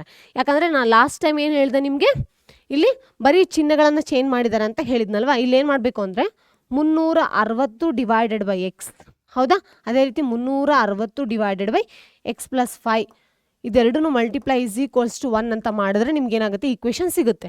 ಸೊ ಈ ಪ್ರಶ್ನೆಯಲ್ಲಿ ನಾನು ನಿಮ್ಗೇನು ಹೇಳಲ್ಲ, ಜಸ್ಟ್ ನೀವೇ ಏನು ಮಾಡಿ ಅಂದರೆ ಬರ್ಕೊಳ್ಳಿ. ಇಲ್ಲಿ ಕೂಡ ಅಷ್ಟೇ, ಕಿಲೋಮೀಟ್ರ್ ಕೊಟ್ಟಿದ್ದೀವಿ, ಅದರ ವೇಗವನ್ನು ಕೊಟ್ಟಿದ್ದೀವಿ, ಎಷ್ಟು ಕಡಿಮೆ ಆಗಿದೆ ಅಂತಲೂ ಕೊಟ್ಟಿದ್ದೀವಿ, ಎಷ್ಟು ಕಿಲೋಮೀಟರ್ಸ್ ಜಾಸ್ತಿ ಆಗಿದೆ ಅಂತಲೂ ಕೊಟ್ಟಿದ್ದೀವಿ ಹೌದಲ್ಲ. ಹಾಗಾದರೆ ಇದನ್ನು ನೀವೇ ಸಾಲ್ವ್ ಮಾಡಿಬಿಟ್ಟು ನನಗೆ ಹೇಳಬೇಕು ಉತ್ತರನ. ಓಕೆನಾ ಮಕ್ಕಳೇ, ಫೈನ್ ಅಲ್ವಾ. ಹಾಗಾದರೆ ನೆಕ್ಸ್ಟ್ ಪ್ರಶ್ನೆಗೆ ಹೋಗೋಣ. ಫೈನ್, ಒಂದು ಸೆಕೆಂಡ್ ಮಕ್ಕಳೇ. ಫೈನ್. ಆಯತಾಕಾರದ ಹೊಲವೊಂದರಲ್ಲಿ ಕರ್ಣವು ಅದರ ಚಿಕ್ಕ ಬಾಹುಗಿಂತ 60 ಮೀಟರ್ಗಳಷ್ಟು ಹೆಚ್ಚಾಗಿದೆ. ಹಾಗಾದರೆ ಫಸ್ಟ್ ಏನು ಮಾಡಿಬಿಡ್ತೀನಿ, ಒಂದು ಆಯತಾಕಾರ ಹಾಕೋತೀನಿ. ಒಂದು ಹೊಲ ಇದಂತೆ, ಆಯತಾಕಾರದ ಹೊಲ. ಕರ್ಣವು ಅಂತಂದ್ರೆ ಏನಂತ ಹೇಳ್ತೀವಿ ಮಕ್ಕಳು? ಡಯಾಗ್ನಲ್ ಅಂತ ಹೇಳ್ತೀವಿ, ಹೌದಲ್ವಾ? ಕರ್ಣವು ಏನಾಗಿದೆ ಅಂತೆ, ಅದರ ಚಿಕ್ಕ ಬಾಹುಗಿಂತ 60 ಮೀಟರ್ ಹೆಚ್ಚಾಗಿದೆ ಅಂತೆ. ಹಾಗಾದರೆ ಇದನ್ನು ನಾನು ಎಕ್ಸ್ ಅಂತ ತೊಗೊಂಡ್ರೆ ಇದೇನಾಗುತ್ತೆ, ಎಕ್ಸ್ ಪ್ಲಸ್ 60 ಅಂತ ಆಗಿದೆ ಅಂತೆ, ಹೌದಲ್ವಾ? ಅದೇ ರೀತಿ ಉದ್ದವಾದ ಬಾಹುವಿನ ಅಳತೆಯು ಚಿಕ್ಕ ಬಾಹುಗಿಂತ 30 ಮೀಟರ್ ಹೆಚ್ಚಾಗಿದೆ. ಹಾಗಾದರೆ ಇದಕ್ಕಿಂತ ದೊಡ್ಡ ಬಾಹುವಿಂದ ಎಷ್ಟಾಗಿದೆ ಅಂತೆ, 30 ಮೀಟರ್ ಜಾಸ್ತಿ ಆಗಿದೆ ಅಂತೆ, ಹೌದಾ? ಹಾಗಾದರೆ ಆ ಹೊಲದ ಬಾಹುಗಳ ಅಳತೆಯನ್ನು ಕಂಡುಹಿಡಿಯಿರಿ. 3 ಬಾಹುಗಳ ಅಳತೆಯನ್ನು ಕಂಡುಹಿಡಿಯಿರಿ ಅಂತ ಹೇಳಿದ್ದಾರೆ, ಅಥವಾ ಬರೀ ಉದ್ದ ಮತ್ತು ಅಗಲವನ್ನಾದರೂ ಅಟ್ಲೀಸ್ಟ್ ಕಂಡುಹಿಡಿಯಿರಿ ಅಂತ ಹೇಳಿದ್ದಾರೆ. ನೋಡೋಣವಾ? ಓಕೆ, ಹಾಗಾದರೆ ಇಲ್ಲಿ ನೋಡಿ ಮಕ್ಕಳೇ, ಇದು ಎ ಬಿ ಸಿ ಡಿ ಎಂಬ ಒಂದು ಹೊಲ ಅಂತ ತಗೊಳ್ಳೋಣ, ಓಕೆನಾ? ಇಲ್ಲೇನಾಗ್ತಿದೆ ಹೇಳಿ ನಿಮಗೆ, ಒಂದು ಲಂಬಾಕೋರದ ತ್ರಿಭುಜ ನಿಮಗೆ ಕಾಣಿಸ್ತಾ ಇದೆ ಅಲ್ವಾ ಮಕ್ಕಳೇ? ಹಾಗಾದರೆ ನಾವು ಯಾವ ಪ್ರಮೇಯವನ್ನು ಯೂಸ್ ಮಾಡ್ಬೋದು? ಪೈಥಾಗೋರಸ್ ಪ್ರಮೇಯನ ಯೂಸ್ ಮಾಡ್ಬೋದಲ್ವಾ? ಯಾಕಂತಂದರೆ ನಮ್ಗೆ ಇಲ್ಲೇನಾಗಿದೆ, ಕರ್ಣನೂ ಇದೆ, ಹೌದಾ? ಒಂದು ಬಾಹು ಅಂದರೆ ಲಂಬಕೋನದ್ದು ಇದೆ, ಮತ್ತು ಇಲ್ಲೇನಾಗಿದೆ ಅಡ್ಡ ಅಂದರೆ ಉದ್ದ ಏನಿದೆ ಅಲ್ಲ ಅದು ಕೂಡ ಇದೆ. ಸೊ ನಾವು ಇವಾಗ ಯೂಸ್ ಮಾಡ್ಕೋಬೋದಲ್ವಾ? ಸೊ ಏನಾಗುತ್ತೆ ಹೇಳಿ ಮಕ್ಕಳೇ, A C square is equal to ಏನಂತ ಹೇಳ್ಬೋದು ನಾವು, A B square plus B C square ಅಂತ ಹೇಳ್ತಿರಲ್ವ ಮಕ್ಕಳೇ? ಯಾಕಂದರೆ ಪೈಥಾಗೋರಸ್ ಪ್ರಮೇಯದ ಸೂತ್ರ ಅಂತ ಹೇಳ್ತೀವಿ ನಾವು, ಹೌದಾ? ಹಾಗಿದ್ದಾಗ ಎ ಸಿ ಅಂದರೆ ಏನಿದೆ ಹೇಳಿ, ಎಕ್ಸ್ ಪ್ಲಸ್ 60 ಇದ್ರದ್ದು ಹೋಲ್ ವರ್ಗ. ಅದೇ ರೀತಿ ಎ ಬಿ ಅಂದರೆ ಏನಾಗುತ್ತೆ, ಎಕ್ಸ್ ವರ್ಗ, ಯಾಕಂದರೆ ಎಕ್ಸ್ ಅಷ್ಟೇ ಇದೆ, ಎಕ್ಸ್ ವರ್ಗ ಅಂತ ಆಗುತ್ತೆ. ಸೇಮ್ ಇಲ್ಲೂ ಕೂಡ ಏನಾಗುತ್ತೆ, ಎಕ್ಸ್ ಪ್ಲಸ್ 30 ವರ್ಗ ಅಂತ ಹೇಳ್ಬೋದು, ಹೌದಲ್ವಾ? ಹಾಗಾದರೆ ಇದೇನು ಮಾಡ್ತೀನಿ, X plus B, A plus B whole square formula ಬರುತ್ತಲ್ವ ಮಕ್ಕಳೇ? ಅವಾಗ ಏನಾಗುತ್ತೆ, A square plus B square plus 2ab ಅಂತ ಹೇಳ್ತೀವಿ. ಹಾಗಾದರೆ ಎಕ್ಸ್ ವರ್ಗ, ಹೌದಲ್ವಾ? ಅದೇ ರೀತಿ 60ರದ್ದು ವರ್ಗ ಏನಾಗುತ್ತೆ, 3600 ಅಂತ ಆಗುತ್ತೆ, ಹೌದಾ? ಅದೇ ರೀತಿ ಪ್ಲಸ್ 2 ಇಂಟು ಎಕ್ಸ್ ಇಂಟು 60 ಅಂತ ಹೇಳ್ಬೋದು, ಹೌದಲ್ವಾ? ಈ ಕಡೆ ನೋಡಿ ಏನದು, ಎಕ್ಸ್ ವರ್ಗ, ಸೇಮ್ ಇಲ್ಲೂ ಎಕ್ಸ್ ವರ್ಗ, ಇಲ್ಲೇನಾಗುತ್ತೆ 30 ವರ್ಗ ಏನಾಗುತ್ತೆ 900 ಅಂತ ಆಗುತ್ತೆ. ಸೇಮ್ ಏನಾಗುತ್ತೆ 2 ಇಂಟು ಎ ಇಂಟು ಬಿ, ಹೌದಾ? 2 ಇಂಟು 30 ಅಂದರೆ ಏನಾಗುತ್ತೆ 60 ಎಕ್ಸ್ ಅಂತ ಹೇಳ್ಬೋದು, ಹೌದಲ್ವಾ? ಹಾಗಾದರೆ ಇಲ್ಲೇನು ಮಾಡೋಣ ಹೇಳಿ ಮಕ್ಕಳೇ, ಇಲ್ಲಿ ಎಕ್ಸ್ ಸ್ಕ್ವೇರ್ ಅಂತ ಇದೆ. ಸೊ ಫಸ್ಟ್ ಯಾವ್ದು ಪ್ಲಸ್ ಆಗೋ ಚಾನ್ಸಸ್ ಇದೆ ಅದನ್ನು ಬರ್ಕೊಳ್ಳೋಣ. X square plus 3260 plus 2 into 60 ಅಂದರೆ ಎಷ್ಟಾಗುತ್ತೆ, 120 ಇಂಟು ಎಕ್ಸ್, ಹೌದಲ್ವಾ? ಆ ಕಡೆ ಕೂಡ ಅಷ್ಟೇ, ಇಲ್ಲಿ 2 ಸೇಮ್ ಇದೆ, 2 ಎಕ್ಸ್ ಸ್ಕ್ವೇರ್, ಹೌದಾ? ಪ್ಲಸ್ ಏನಾಗುತ್ತೆ 60 ಎಕ್ಸ್, ಇಲ್ಲೇನಾಯಿತು ಪ್ಲಸ್ 900 ಅಂತ ಬಂತು. ಒಂದು ಇದನ್ನು ಈ ಕಡೆ ಹಾಕ್ಕೊಳ್ಳಿ, ಇದನ್ನು ಈ ಕಡೆ ಹಾಕಬೇಕು. ಆದಷ್ಟು ಇಲ್ಲೇನಾಗಿದೆ 2 ಎಕ್ಸ್ ಸ್ಕ್ವೇರ್ ಈ ಕಡೆ ದೊಡ್ಡದಾಗಿದೆ, ಸೊ ಇದನ್ನು ಆ ಕಡೆ ಕಳಿಸಿದ್ರೆ ಏನಾಗುತ್ತೆ ಮೈನಸ್ ಆಗಿ ಲಾಸ್ಟಿಗೆ ಏನಾಗುತ್ತೆ ನಮಗೆ ಇಲ್ಲಿ ವರ್ಗದ ಅಂದರೆ ಮೊದಲನೇ ವರ್ಗದ್ದು ಏನಿದೆ ಅಲ್ಲ ಸಹ ಗುಣಕ ಏನಾಗಿರುತ್ತೆ ಪಾಸಿಟಿವ್ ಅಲ್ಲಿರುತ್ತೆ, ಓಕೆನಾ ಮಕ್ಕಳೇ? ಹಾಗಾದರೆ 2 ಎಕ್ಸ್ ಸ್ಕ್ವೇರ್ ಮೈನಸ್ ಆ ಕಡೆ ಹೋಗಿದೆಲ್ಲ ಮೈನಸ್ ಎಕ್ಸ್ ಸ್ಕ್ವೇರ್, ಹೌದಾ? ನೆಕ್ಸ್ಟ್ ಏನಿದೆ ಪ್ಲಸ್ 60 ಎಕ್ಸ್, ಇದು ಆ ಕಡೆ ಹೋಯಿತು ಅಂದರೆ ಮೈನಸ್ 120 ಎಕ್ಸ್, ಇಲ್ಲೇನಿದೆ ಪ್ಲಸ್ 900, ಇದು ಈ ಕಡೆ ಬಂದರೆ ಏನಾಗುತ್ತೆ ಮೈನಸ್ 3600 ಅಂತ ಹೇಳ್ಬೋದು, ಇಸ್ ಈಕ್ವಲ್ ಟು 0 ಅಂತ ಹೇಳ್ಬೋದು, ಹೌದಾ? 2 ಎಕ್ಸ್ ಸ್ಕ್ವೇರಲ್ಲಿ ಎಕ್ಸ್ ಸ್ಕ್ವೇರ್ ಹೋಯಿತು ಅಂದರೆ ಏನಾಗುತ್ತೆ ಎಕ್ಸ್ ಸ್ಕ್ವೇರ್ ಅಂತ ಆಗುತ್ತೆ. 60 ಎಕ್ಸ್ 120 ಎಕ್ಸ್ ಮೈನಸ್ ಆಯಿತು ಅಂದರೆ ಏನಾಗುತ್ತೆ ಮೈನಸ್ 60 ಎಕ್ಸ್ ಅಂತ ಆಗುತ್ತೆ, ಯಾಕಂದರೆ plus into minus is equal to ಮೈನಸ್ಸೇ ಆಗುತ್ತೆ. ಸೊ ಮೈನಸ್ ಸಿಂಬಲು ದೊಡ್ಡ ಸಂಖ್ಯೆಗೆ ಇರೋದ್ರಿಂದ ನಾವೇನು ಮಾಡ್ತಿದ್ದೀನಿ ಬರ್ಕೋತಾ ಇದ್ದೀನಿ, ಓಕೆನಾ? ನೆಕ್ಸ್ಟ್ ಏನಾಗುತ್ತೆ ಮಕ್ಕಳೇ, 3600ರಲ್ಲಿ 900ನ ತೆಗೀರಿ, ಅವಾಗ ಏನಾಗುತ್ತೆ ಮಕ್ಕಳೇ 2700 ಉಳಿಯುತ್ತಲ್ವಾ? ಹಾಗಾದರೆ ಮೈನಸ್ 2700 ಇಸ್ ಈಕ್ವಲ್ ಟು 0 ಅಂತ ಹೇಳ್ಬೋದಾ, ಹೌದಲ್ವಾ? ಹಾಗಾದರೆ ಇದೆರಡನ್ನೂ ನಾವೇನು ಮಾಡಬೇಕು ಗುಣಾಕಾರ ರೂಪದಲ್ಲಿ ಬರ್ಕೋಬೇಕು. ಅವಾಗ ಏನಾಗುತ್ತೆ 2700 ಎಕ್ಸ್ ಸ್ಕ್ವೇರ್ ಅಂತ ಆಗುತ್ತೆ. ಸೊ ಇದೇನಾಗಿದೆ ಮೈನಸಲ್ಲಿದೆ 27, 9 3 27, ಹಾಗಾದರೆ ಇದನ್ನು 90 ಇದನ್ನು 30 ಅಂತ ಬರೀತೀನಿ, ಹೌದಲ್ವಾ? ಇಲ್ಲಿ ಮಧ್ಯದಲ್ಲಿ ಏನಾಗಿದೆ ಹೇಳಿ ಆ ಸಂಖ್ಯೆಗೆ ಮೈನಸ್ ಇದೆ, ಸೊ ನಾನು ದೊಡ್ಡ ಸಂಖ್ಯೆಗೆ ಏನು ಮಾಡ್ತೀನಿ ಮೈನಸ್ ಅಂತ ಬರ್ಕೋತಾ ಇದ್ದೀನಿ. ಚಿಕ್ಕ ಸಂಖ್ಯೆ ಏನಾಗುತ್ತೆ plus into minus into minus is equal to ಏನಾಗುತ್ತೆ ಪ್ಲಸ್ ಅಂತ ಆಗುತ್ತೆ, ಹೌದಲ್ವಾ ಮಕ್ಕಳೇ? ಅರ್ಥ ಆಗ್ತಿದೆ ಅಲ್ವಾ? ಫೈನ್. ಹಾಗಾದರೆ ಒಂದು ಸೆಕೆಂಡ್ ಇನ್ನು ಎರೇಸ್ ಮಾಡಲಾ ಮೇಲೆದು? ಫೈನ್. ಇಲ್ಲಿ ನೋಡಿ ಎಕ್ಸ್ ವರ್ಗ minus 60x minus 2700 is equal to 0 ಅಂತ ಬರ್ತಾ ಇದೆ, ಹೌದಲ್ವಾ? ಹಾಗಾದರೆ ಇದನ್ನು ನಾವೇನಂತ ಬರ್ಕೋಬೋದಪ್ಪ, X square minus 90x plus 30x minus 2700 is equal to 0 ಅಂತ ಬರ್ತಾ ಇದೆ, ಹೌದಲ್ವಾ? ಇದರಲ್ಲಿ ಏನು ಮಾಡ್ತೀನಿ, ಎಕ್ಸ್ನ ಕಾಮನ್ ಆಗಿ ತೊಗೋತೀನಿ, ಎಕ್ಸ್ ಮೈನಸ್ 90 ಅಂತ ಬರುತ್ತೆ. ಈ ಕಡೆ ಏನು ಮಾಡ್ತೀನಿ, 30ನ ಕಾಮನ್ ಆಗಿ ತೊಗೊಂಡ್ರೆ ಎಕ್ಸ್ ಮೈನಸ್ 90 ಉಳಿಯುತ್ತೆ. ಯಾಕಂದರೆ 2700ರಲ್ಲಿ 30 ಹೊರಗಡೆ ತೆಗೆದ್ವಿ ಅಂದರೆ ಆಬ್ವಿಯಸ್ಸಾಗಿ ಏನು ಉಳಿಯುತ್ತೆ, 90 ಉಳಿಯುತ್ತೆ, ಹೌದಲ್ವಾ? ಇದನ್ನು ನಾನು ಇಲ್ಲಿ ಡಿವೈಡ್ ಮಾಡಿ ಬರ್ದಿದ್ದೀನಿ. ಓಕೆ, ಇಸ್ ಈಕ್ವಲ್ ಟು 0 ಅಂತ ಬರುತ್ತೆ, ಹೌದಲ್ವಾ? ಅವಾಗ ಏನಾಗುತ್ತೆ, ಎಕ್ಸ್ ಮೈನಸ್ 90 ಅಂತ ಒಂದು ಕಡೆ ಬಂದರೆ ಇನ್ನೊಂದು ಎಕ್ಸ್ ಪ್ಲಸ್ 30 ಇನ್ನೊಂದು ಕಡೆ ಅಂತ ಬರುತ್ತೆ, ಹೌದಾ? ನೆಕ್ಸ್ಟ್ ಸ್ಟೆಪ್ ಎರೇಸ್ ಮಾಡಲಾ ಇಲ್ಲಿ, ಹೌದಲ್ವಾ? ಹಾಗಾದರೆ X is equal to 90, X is equal to minus 30 ಅಂತ ಬರುತ್ತೆ, ಹೌದಲ್ಲ? ಯಾವುದೇ ಕಾರಣಕ್ಕೂ ಏನಾಗಿರಲ್ಲ ಅಂದರೆ ಋಣಾತ್ಮಕ ರೂಪದಲ್ಲಿ ಸಂಖ್ಯೆಗಳು ಇರಲ್ಲ, ಅಂದರೆ ಅಳತೆ ಮಾಡೋಕ್ಕಾಗಲ್ಲ. ಸೊ ನಾವೇನು ಮಾಡಬೇಕು, ಧನಾತ್ಮಕ ರೂಪದಲ್ಲಿ ತಗೋಬೇಕು. ಹಾಗಾದರೆ ಚಿಕ್ಕ ಬಾಹುವಿನ ಅಳತೆ ಏನಾಗಿದೆ ಮಕ್ಕಳೇ, 90 ಅಂತಾಗಿದೆ. ಹಾಗಾದರೆ ದೊಡ್ಡ ಬಾಹುವಿಂದ ಏನಾಗಿದೆ, 90 ಪ್ಲಸ್ 30 ಎಷ್ಟಾಗುತ್ತೆ, 120, ಹೌದಲ್ವಾ? ಹಾಗಾದರೆ ಆಯತಾಕಾರದ ಹೊಲದಲ್ಲಿರುವಂತಹ ಬಾಹುಗಳ ಅಳತೆ ಏನಾಗಿದೆ ಅಂದರೆ ಒಂದ್ರದ್ದು 90 ಆದರೆ ಇನ್ನೊಂದ್ರದ್ದು 120 ಅಂತ ಹೇಳ್ಬೋದು, ಮೀಟರ್, ಹೌದಲ್ವಾ ಮಕ್ಕಳೇ? ಅರ್ಥ ಆಗ್ತಿದೆ ಅಲ್ವಾ? ನೋಡಿ ಎಷ್ಟು ಈಸಿ ಆಗಿದೆ ಅಂತ. ಓಕೆನಾ? ನೆಕ್ಸ್ಟ್ ಪ್ರಶ್ನೆಗೆ ಹೋಗೋಣ. ನೋಡಿ ಇಲ್ಲಿ ನೀಟಾಗಿ ಬರೆದಿದ್ದೀನಿ, ಓಕೆನಾ? 90 ಅಂತ ಬಂದಿದೆ, ಲಾಸ್ಟಿಗೆ ಇಲ್ಲಿ 90 ಪ್ಲಸ್ 30 ಅಂತ ಮಾಡಿ ನಿಮ್ಗೆ ಆನ್ಸರ್ ಸಿಗುತ್ತೆ.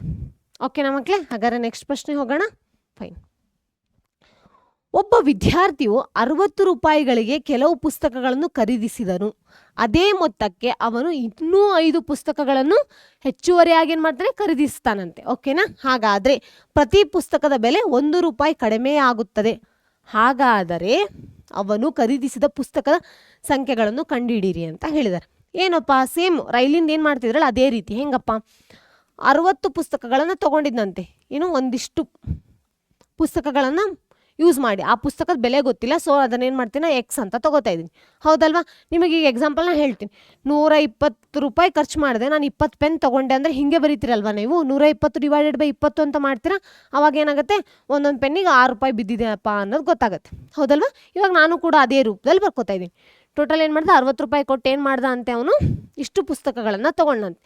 ಇಷ್ಟೇ ಅಲ್ದೇ ಮತ್ತೆ ಏನು ಮಾಡ್ತಾನೆ ಅವನು, 5 ಪುಸ್ತಕಗಳನ್ನು ಹೆಚ್ಚುವರಿಯಾಗಿ ತೊಗೋತಾನಂತೆ, ಹೌದಲ್ವಾ? ಹಾಗಾದರೆ ಏನಾಗ್ತಿದೆ ಅಲ್ಲೇ, ಪುಸ್ತಕದ ಬೆಲೆ 1 ರೂಪಾಯಿ ಕಡಿಮೆ ಆಗುತ್ತೆ. ಪ್ರತಿ ಸತಿ ಅದನ್ನು ಪರ್ಚೇಸ್ ಮಾಡಿದಾಗ ಏನಾಗುತ್ತಿದೆ ಅಂತೆ, 1 ರೂಪಾಯಿ ಕಡಿಮೆ ಆಗ್ತಾನೆ ಹೋಗ್ತಾ ಇದೆ ಅಂತೆ, ಹೌದಾ ಮಕ್ಕಳೇ? ಹಾಗಾದರೆ ಅವ್ರು ಏನು ಹೇಳ್ತಾ ಇದ್ದಾರೆ, ಎಷ್ಟು ಏನಪ್ಪ ಪುಸ್ತಕಗಳನ್ನು ಅವನು ಖರೀದಿಸಿರ್ಬೋದು ಅಂತ ಕೇಳ್ತಾ ಇದ್ದಾರೆ.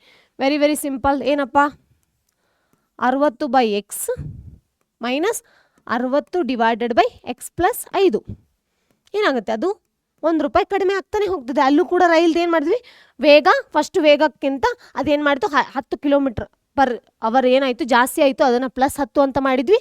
ಅವಾಗ ಏನಾಗ್ತು, 4 ಗಂಟೆ ಬೇಗ ನಾವು ತಲುಪಿದ್ವಿ ಅಂತ ಇತ್ತು. ಸೊ ನಾ ಇಲ್ಲೇನು ಮಾಡ್ತೀವಿ, ಕಡಿಮೆ, ಹಾಗಾಗಿ ಏನಾಯಿತು 1 ಅಂತ ಬರ್ಕೋಬೋದು, ಹೌದಲ್ವಾ? ಹಾಗಾಗಿ ನಾನು ಇಲ್ಲೇನು ಮಾಡ್ತೀನಿ, ಕ್ರಾಸ್ ಮಲ್ಟಿಪ್ಲಿಕೇಶನ್ ಮಾಡ್ತೀನಿ. 60 ಇಂಟು ಎಕ್ಸ್ ಪ್ಲಸ್ 5, ಅದೇ ರೀತಿ ಏನಾಗುತ್ತೆ ಇಲ್ಲಿ ಮೈನಸ್ 60 ಇಂಟು ಎಕ್ಸ್ ಅಂತ ಆಗುತ್ತೆ. ಸೊ ಹೋಲ್ ಡಿವೈಡೆಡ್ ಬೈ ಏನಾಗುತ್ತೆ, ಎಕ್ಸ್ ಇಂಟು ಎಕ್ಸ್ ಪ್ಲಸ್ 5 ಅಂತ ಆಗುತ್ತೆ, ಇಸ್ ಈಕ್ವಲ್ ಟು 1 ಅಂತ ಬರುತ್ತೆ, ಹೌದಾ? ಅದೇ ರೀತಿ 60 ಇಂಟು ಎಕ್ಸ್ ಅಂದರೆ ಏನು, 60 ಇಂಟು ಎಕ್ಸ್ ಪ್ಲಸ್ 6 5 30 300 ಅಂತ ಬರುತ್ತೆ, ಹೌದಲ್ವಾ? ಅದೇ ರೀತಿ minus 60 X is equal to, ಇದನ್ನು ಈ ಕಡೆ ಫುಲ್ ಮಲ್ಟಿಪ್ಲೈ ಮಾಡಿ, ಎಕ್ಸ್ ಇಂಟು ಎಕ್ಸ್ ಅಂದರೆ ಏನಾಗುತ್ತೆ, ಎಕ್ಸ್ ಸ್ಕ್ವೇರ್ ಪ್ಲಸ್ ಏನಾಗುತ್ತೆ 5 ಇಂಟು ಎಕ್ಸ್, 1 ನಿಮಿಷ, 5 ಎಕ್ಸ್, ಹೌದಲ್ವಾ? ಇದನ್ನು ಇಂಟು 1 ಮಾಡಿದ್ರು ಕೂಡ ಸೇಮ್ ಉಳಿಯೋದ್ರಿಂದ ನಾ ಏನು ಮಾಡಿದೆ, ಡೈರೆಕ್ಟಾಗಿ ಇಂಟು ಮಾಡಿಕೊಂಡೆ ಬರ್ಕೊಂಡೆ. ಓಕೆನಾ ಮಕ್ಕಳೇ? ಅರ್ಥ ಆಗ್ತಿದೆ ಅಲ್ವಾ? ಫೈನ್. ಓಕೆನಾ? ಇಲ್ಲಿ ಇಷ್ಟ ಆದಮೇಲೆ ಏನು ಮಾಡ್ಬೋದಪ್ಪ, ಇವಾಗ ಈ ಕಡೆನೆಲ್ಲ ಈ ಕಡೆ ಹಾಕೋಣ, ಯಾಕಂದರೆ ಎಕ್ಸ್ ಸ್ಕ್ವೇರ್ ಅನ್ನೋದು ಈ ಕಡೆ ಇದೆ, ಹೌದಲ್ವಾ? ಸೊ ಈ ಕಡೆ ಇರೋದನ್ನ ನಾನು ಏನು ಮಾಡ್ತೀನಿ, ಈ ಕಡೆ ಟ್ರಾನ್ಸ್ಫರ್ ಮಾಡ್ಕೋತಾ ಇದ್ದೀನಿ. ಏನಾಗುತ್ತೆ, ಎಕ್ಸ್ ಸ್ಕ್ವೇರ್ ಪ್ಲಸ್ 5 ಎಕ್ಸ್, ಈ ಕಡೆ ಏನಿದೆ ಮೈನಸ್ 60 ಎಕ್ಸ್ ಅಂತ ಆಗುತ್ತೆ, ಯಾಕಂದರೆ ಸಮಾನ ಚಿಹ್ನೆನ ದಾಟಿ ಈ ಕಡೆ ಬರ್ತಾ ಇದೆ, ಹೌದಲ್ವಾ? ಅದೇ ರೀತಿ ಏನಾಗ್ತದೆ, 1 ಸೆಕೆಂಡ್ ಮಕ್ಕಳೇ, ಇಲ್ಲಿ ನೋಡಿ 60 ಕ್ಯಾನ್ಸಲ್ ಆಗುತ್ತಲ್ಲ, ಯಾಕಂದ್ರೆ ಪ್ಲಸ್ ಇದೆ ಇಲ್ಲಿ ಮೈನಸ್ ಇದೆ. ಸೊ ನಾವು 60 ಬರ್ಕೊಳ್ಳೋ ಅವಶ್ಯಕತೆನೇ ಇಲ್ಲ. ಸೊ ಎರೇಸ್ ಮಾಡಿಬಿಡ್ತೀನಿ, ಹೌದಲ್ವಾ. -60 + 60 ಅಂದ್ರೆ ಏನು? 60ರಲ್ಲಿ 60 ಹೋದರೆ 0. ಸೊ ಲಾಸ್ಟಿಗೆ ಏನು ಉಳಿತಾ ಇದೆ ನಮಗೆ? -300 ಯಾಕಂದರೆ ಇದು = ಇಂದ ಆ ಕಡೆ ಇತ್ತು. ಸೊ ಈ ಕಡೆ ಟ್ರಾನ್ಸ್ಫರ್ ಮಾಡ್ಕೋತಾ ಇದೆ, ಹೌದಾ. ಇವಾಗ ಏನಾಗ್ತದೆ? 0ಗೆ ಸಮ ಅಂತ ತಗೊಳ್ಳೋಣ, ಓಕೆನಾ. 300 × x² ಅಂತ ಇದ್ರೆ -300 x² ಅಂತ ಆಗುತ್ತೆ, ಯಾಕಂದರೆ ಮೈನಸ್ ಇಂಟು ಪ್ಲಸ್ ಮೈನಸ್ ಅಂತ ಆಗುತ್ತೆ, ಹೌದಲ್ವಾ. ಹಾಗಿದ್ರೆ 30ರಲ್ಲಿ 5 ಬರೋ ಥರ ನಾವು ಯಾವ ರೀತಿ ಗುಣಾಕಾರ ಮಾಡ್ಕೋಬೋದು ನೋಡೋಣ. ಯಾವುದ್ರಲ್ಲಿ ಬರುತ್ತಪ್ಪ? 300ನ್ನ ಯಾವ ಥರ ಡಿವೈಡ್ ಮಾಡ್ಕೋಬೋದು ನಾವು? ನೋಡಿ ಯೋಚನೆ ಮಾಡಿ ಮಕ್ಕಳೇ. 30 × 60 ಅಂತ ಮಾಡ್ಬೋದು, ಹೌದಲ್ವಾ. ಅವಾಗೇನಾಗುತ್ತಪ್ಪ? ಬರಲ್ಲ. 10 × 30 ಅಂತ ಮಾಡ್ಬೋದು, ಬಟ್ ಡಿಫ್ರೆನ್ಸ್ ಮಾಡಿದಾಗ ಏನಾಗುತ್ತೆ? 20 ಅಂತ ಬರುತ್ತೆ, ಹೌದಲ್ವಾ. ಇದು ಬರಲ್ಲ. ನೆಕ್ಸ್ಟ್ ಯಾವ್ದು ಬರುತ್ತಾ? 15 × 3 ಮಾಡೋಣ. 15 ಅಂದರೆ ಎಷ್ಟಾಗುತ್ತೆ? 150 × 30. ಇದು ಬರಲ್ಲ. ಯಾವ್ದು ಬರ್ಬೋದು ನೋಡಿ ಮಕ್ಕಳೇ?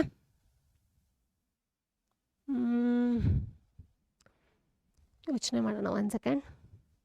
ಓಕೆ, ಇಲ್ಲ ಅಂದರೆ ಜಸ್ಟ್ ಏನು ಮಾಡೋಣ, ಲಸ ತಗೊಂಡು ಹೋಗ್ಬಿಡೋಣ, ಓಕೆನಾ. 5 ಬರುತ್ತೆ, 5 6 ಅಂತ ಬರುತ್ತೆ, ಹೌದಾ. ನೆಕ್ಸ್ಟ್ ಏನಾಗುತ್ತೆ? 5 ಅಂತ ಬರುತ್ತೆ, 5 1 5 2. ಓಕೆ, 12 ಮತ್ತು ಇದರಲ್ಲಿ ಬರುತ್ತಾ? 12 5 60 ಅಂತ ಬಂದಿತ್ತು. ಸೊ ನಾ ಏನು ಮಾಡ್ತೀನಿ? 12 + 5 ಅಂದರೆ ಎಷ್ಟಾಗುತ್ತೆ? 17. 17ರಲ್ಲಿ ನಾನು ಏನು ಮಾಡ್ತೀನಿ ಅಂದರೆ 5 ತೆಗೆದ್ರೆ ಏನಾಗುತ್ತೆ ಮಕ್ಕಳೇ? ಇದು ಬರಲ್ಲ. ನೆಕ್ಸ್ಟ್ ಏನು ಮಾಡ್ಬೋದಪ್ಪ ನಾವು?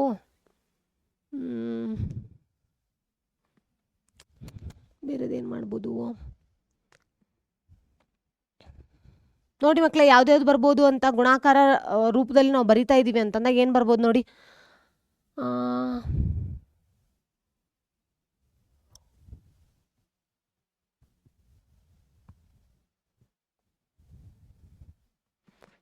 ಯೋಚನೆ ಮಾಡಿ ಪಟ್ಟಂತೆ ಯಾವ ಸಂಖ್ಯೆಗಳನ್ನು ಬರಿಬೋದು ನಾವು ಆ ರೀತಿ?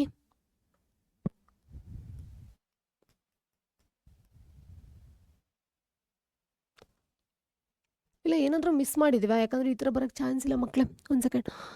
ಅವನು ಇನ್ನೂ 5 ಪುಸ್ತಕಗಳನ್ನು ಹೆಚ್ಚುವರಿಯಾಗಿ ಖರೀದಿಸಿದರೆ ಪ್ರತಿ ಪುಸ್ತಕದಲ್ಲಿ ಬೆಲೆ ₹1 ಕಡಿಮೆ ಆಗುತ್ತದೆ. ಹಾಗಾದರೆ ಅವನು ಖರೀದಿಸಿದ ಪುಸ್ತಕದ ಬೆಲೆ? 1 ನಿಮಿಷ. ಓಕೆ, ನೋಡಿ ಮಕ್ಕಳೇ ಏನು ಬರ್ಬೋದು ಅಂತ?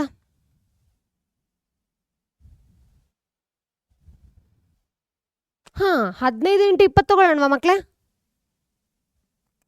15 × 2 ಅಂದರೆ ಎಷ್ಟಾಗುತ್ತೆ? 30. ಓಕೆ, ಬರುತ್ತಲ್ಲ ಇದು, ಫೈನ್. x² ಏನು ಮಾಡ್ತೀನಿ ಹೇಳಿ ಮಕ್ಕಳೇ? ನಾನು ಇದನ್ನು 15 × 20 ಅಂತ ಮಾಡೋಣ, ಅವಾಗ ಬರುತ್ತಲ್ಲ 300, ಹೌದಲ್ವಾ ಮಕ್ಕಳೇ. ಹಾಗಾದರೆ ಪ್ಲಸ್ ಇಂಟು ಮೈನಸ್ ಮೈನಸ್, ಸಾರಿ ಇಲ್ಲಿ ಪ್ಲಸ್ ಇದೆ, ಪ್ಲಸ್ ಇಂಟು ಮೈನಸ್ ಅಂತ ಬರುತ್ತೆ. x² -15x + 20x - 300 ಅಂತ ಹೇಳ್ಬೋದು. ಏನಾಗುತ್ತೆ? 0ಗೆ ಸಮ ಆಗುತ್ತೆ. ಎಕ್ಸ್ನ ಕಾಮನ್ ಆಗಿ ತೊಗೊಳ್ಳೋಣ. x - 15 ಅಂತ ಬರುತ್ತೆ. ಇಲ್ಲೇನು ಮಾಡೋಣ? 20ನ ಕಾಮನ್ ಆಗಿ ತೊಗೋತೀನಿ. ಅವಾಗ ಏನಾಗುತ್ತೆ ಹೇಳಿ ಮಕ್ಕಳೇ? ಇಲ್ಲಿ ಎಕ್ಸ್ ಇತ್ತಲ್ಲ, ಸಾರಿ, x - 15,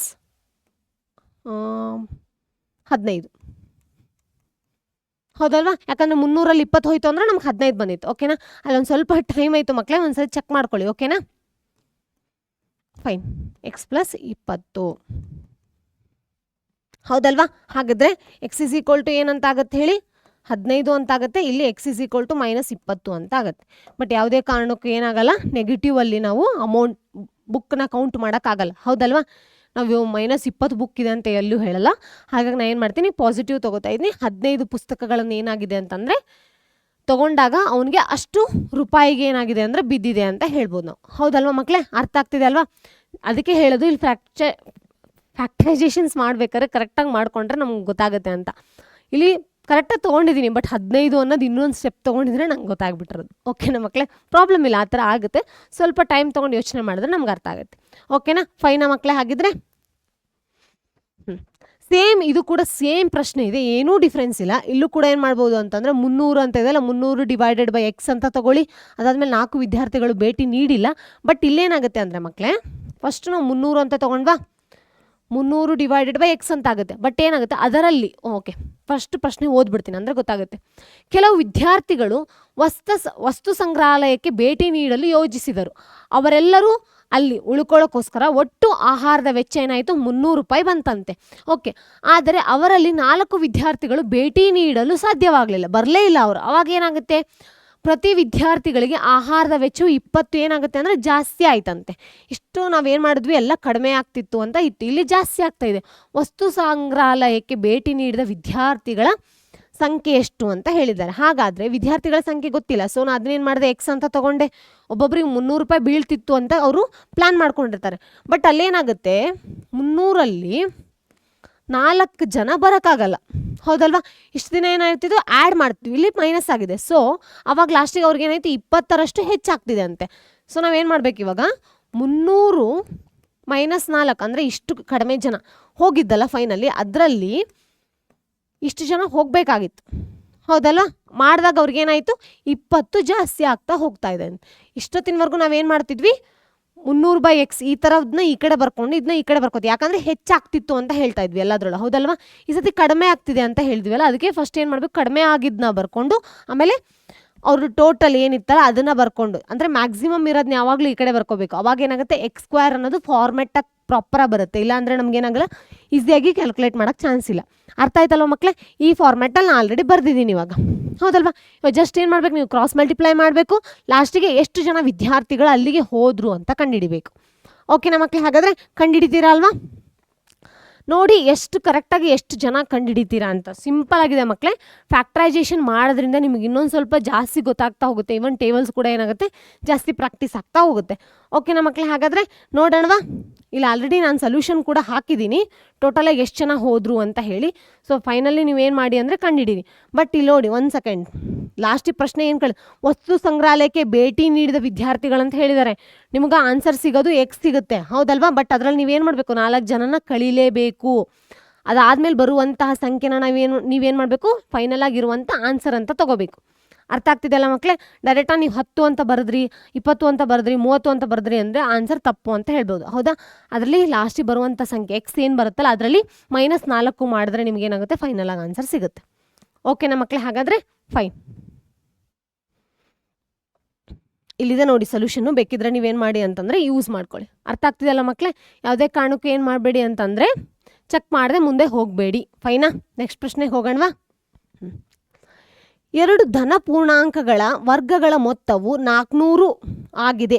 ಒಂದು ಪೂರ್ಣಾಂಕದ 2ರಷ್ಟು ಮೌಲ್ಯವು ಇನ್ನೊಂದು ಪೂರ್ಣಾಂಕಕ್ಕಿಂತ 8 ಹೆಚ್ಚಾಗಿದೆ. ಆ ಪೂರ್ಣಾಂಕಗಳನ್ನು ಕಂಡುಹಿಡಿಯಿರಿ ಅಂತ ಹೇಳಿದ್ದಾರೆ. ಧನಾತ್ಮಕ ಪೂರ್ಣಾಂಕಗಳ ಮೊತ್ತ ಏನಾಗಿದೆ ಅಂತೆ, 400 ಆಗಿದೆ ಅಂತೆ, ಹೌದಾ? ಹಾಗಾದರೆ ಒಂದು ಪೂರ್ಣಾಂಕ 2ರಷ್ಟು ಮೌಲ್ಯವು ಇನ್ನೊಂದು ಪೂರ್ಣಕ್ಕಿಂತ 8 ಹೆಚ್ಚಾಗಿದೆ ಅಂತ ಹೇಳಿದ್ದಾರೆ. ಓಕೆನಾ ಮಕ್ಕಳೇ? ನಾನು ಆಲ್ರೆಡಿ ನಿನ್ನೆ ಪೂರ್ಣಾಂಕಗಳ ಬಗ್ಗೆ ಹೇಳಿದ್ದೆ.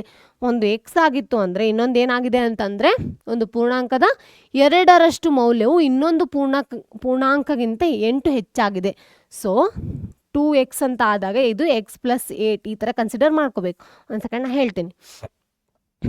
ಹಾಂ, ಇಲ್ಲಿ ಏನು ಮಾಡಿದ್ದೀನಿ, ಎಕ್ಸ್ ಆ್ಯಂಡ್ ವೈ ಅಂತ ತೊಗೊಂಡಿದ್ದಾರೆ. ಈ ಥರನೇ ತೊಗೊಂಡು ಸಾಲ್ವ್ ಮಾಡಿ. ಯಾಕಂದರೆ ನಿಮಗೆ ಕನ್ಫ್ಯೂಷನ್ ಆಗೋ ಚಾನ್ಸಸ್ ಜಾಸ್ತಿ ಇರುತ್ತೆ. 2ರಷ್ಟು ಜಾಸ್ತಿ ಆಗಿದೆ, ಅಲ್ಲಿ ಬರೀತಾ ಇದೆ ನೋಡಿ. ಇವಾಗ 2x = x + 8 ಆ ಥರ ತೊಗೊಂಡ್ರೂ ಪರವಾಗಿಲ್ಲ. ಅದನ್ನ ತೊಗೊಂಡು ಲಾಸ್ಟಿಗೆ ಸಬ್ಸ್ಟಿಟ್ಯೂಟ್ ಮಾಡಿ, ಪ್ಲಸ್ ಮಾಡಿದಾಗ ನಮ್ಗೆ ಇಷ್ಟು ಆನ್ಸರ್ ಬಂತು ಅಂತ ಬರುತ್ತೆ. ಅದಾದಮೇಲೆ ನೀವೇನು ಮಾಡ್ಬೋದು, ಕ್ಯಾಲ್ಕುಲೇಟ್ ಮಾಡ್ತಾ ಹೋಗ್ಬೋದು. ಅರ್ಥ ಆಗ್ತಿದೆಯಲ್ಲ ಮಕ್ಕಳೇ?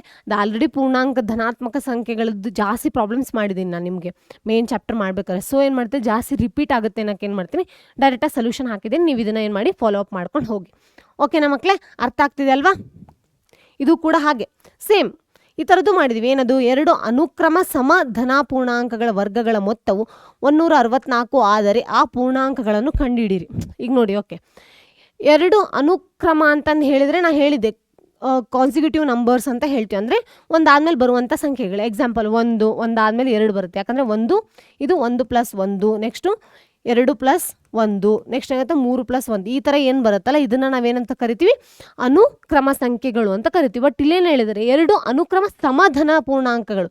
ಸಮ ಅಂದರೆ ಏನಾಗುತ್ತೆ, ಇಲ್ಲಿ +1 ಅಂತ ಮಾಡಬಾರ್ದು, ನಾವು +2 ಅಂತ ಮಾಡಬೇಕು. ಎಕ್ಸಾಂಪಲ್ ಈಗ 2 ಅಂತ ಇತ್ತಪ್ಪ, ಇದಕ್ಕೆ ನಾನು ಏನು ಮಾಡ್ತೀನಿ ಇವಾಗ, 2 + 2 ಅಂತಲೇ ಮಾಡಬೇಕು.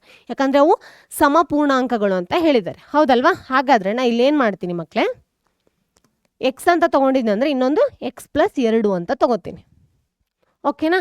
ಎರಡು ಧನ ಪೂರ್ಣಾಂಕಗಳ ಮೊತ್ತವು 164 ಆಗಿದೆ ಅಂತೆ. ಇದೆರಡರದ್ದು ಮೊತ್ತ ಏನಾಗಿದೆ ಅಂತೆ? 164 ಆಗಿದೆ ಅಂತೆ. ಆ ಪೂರ್ಣಾಂಕಗಳನ್ನು ಕಂಡುಹಿಡೀರಿ ಅಂತ ಹೇಳಿದ್ದಾರೆ ಅವರು. ಅಷ್ಟೇ.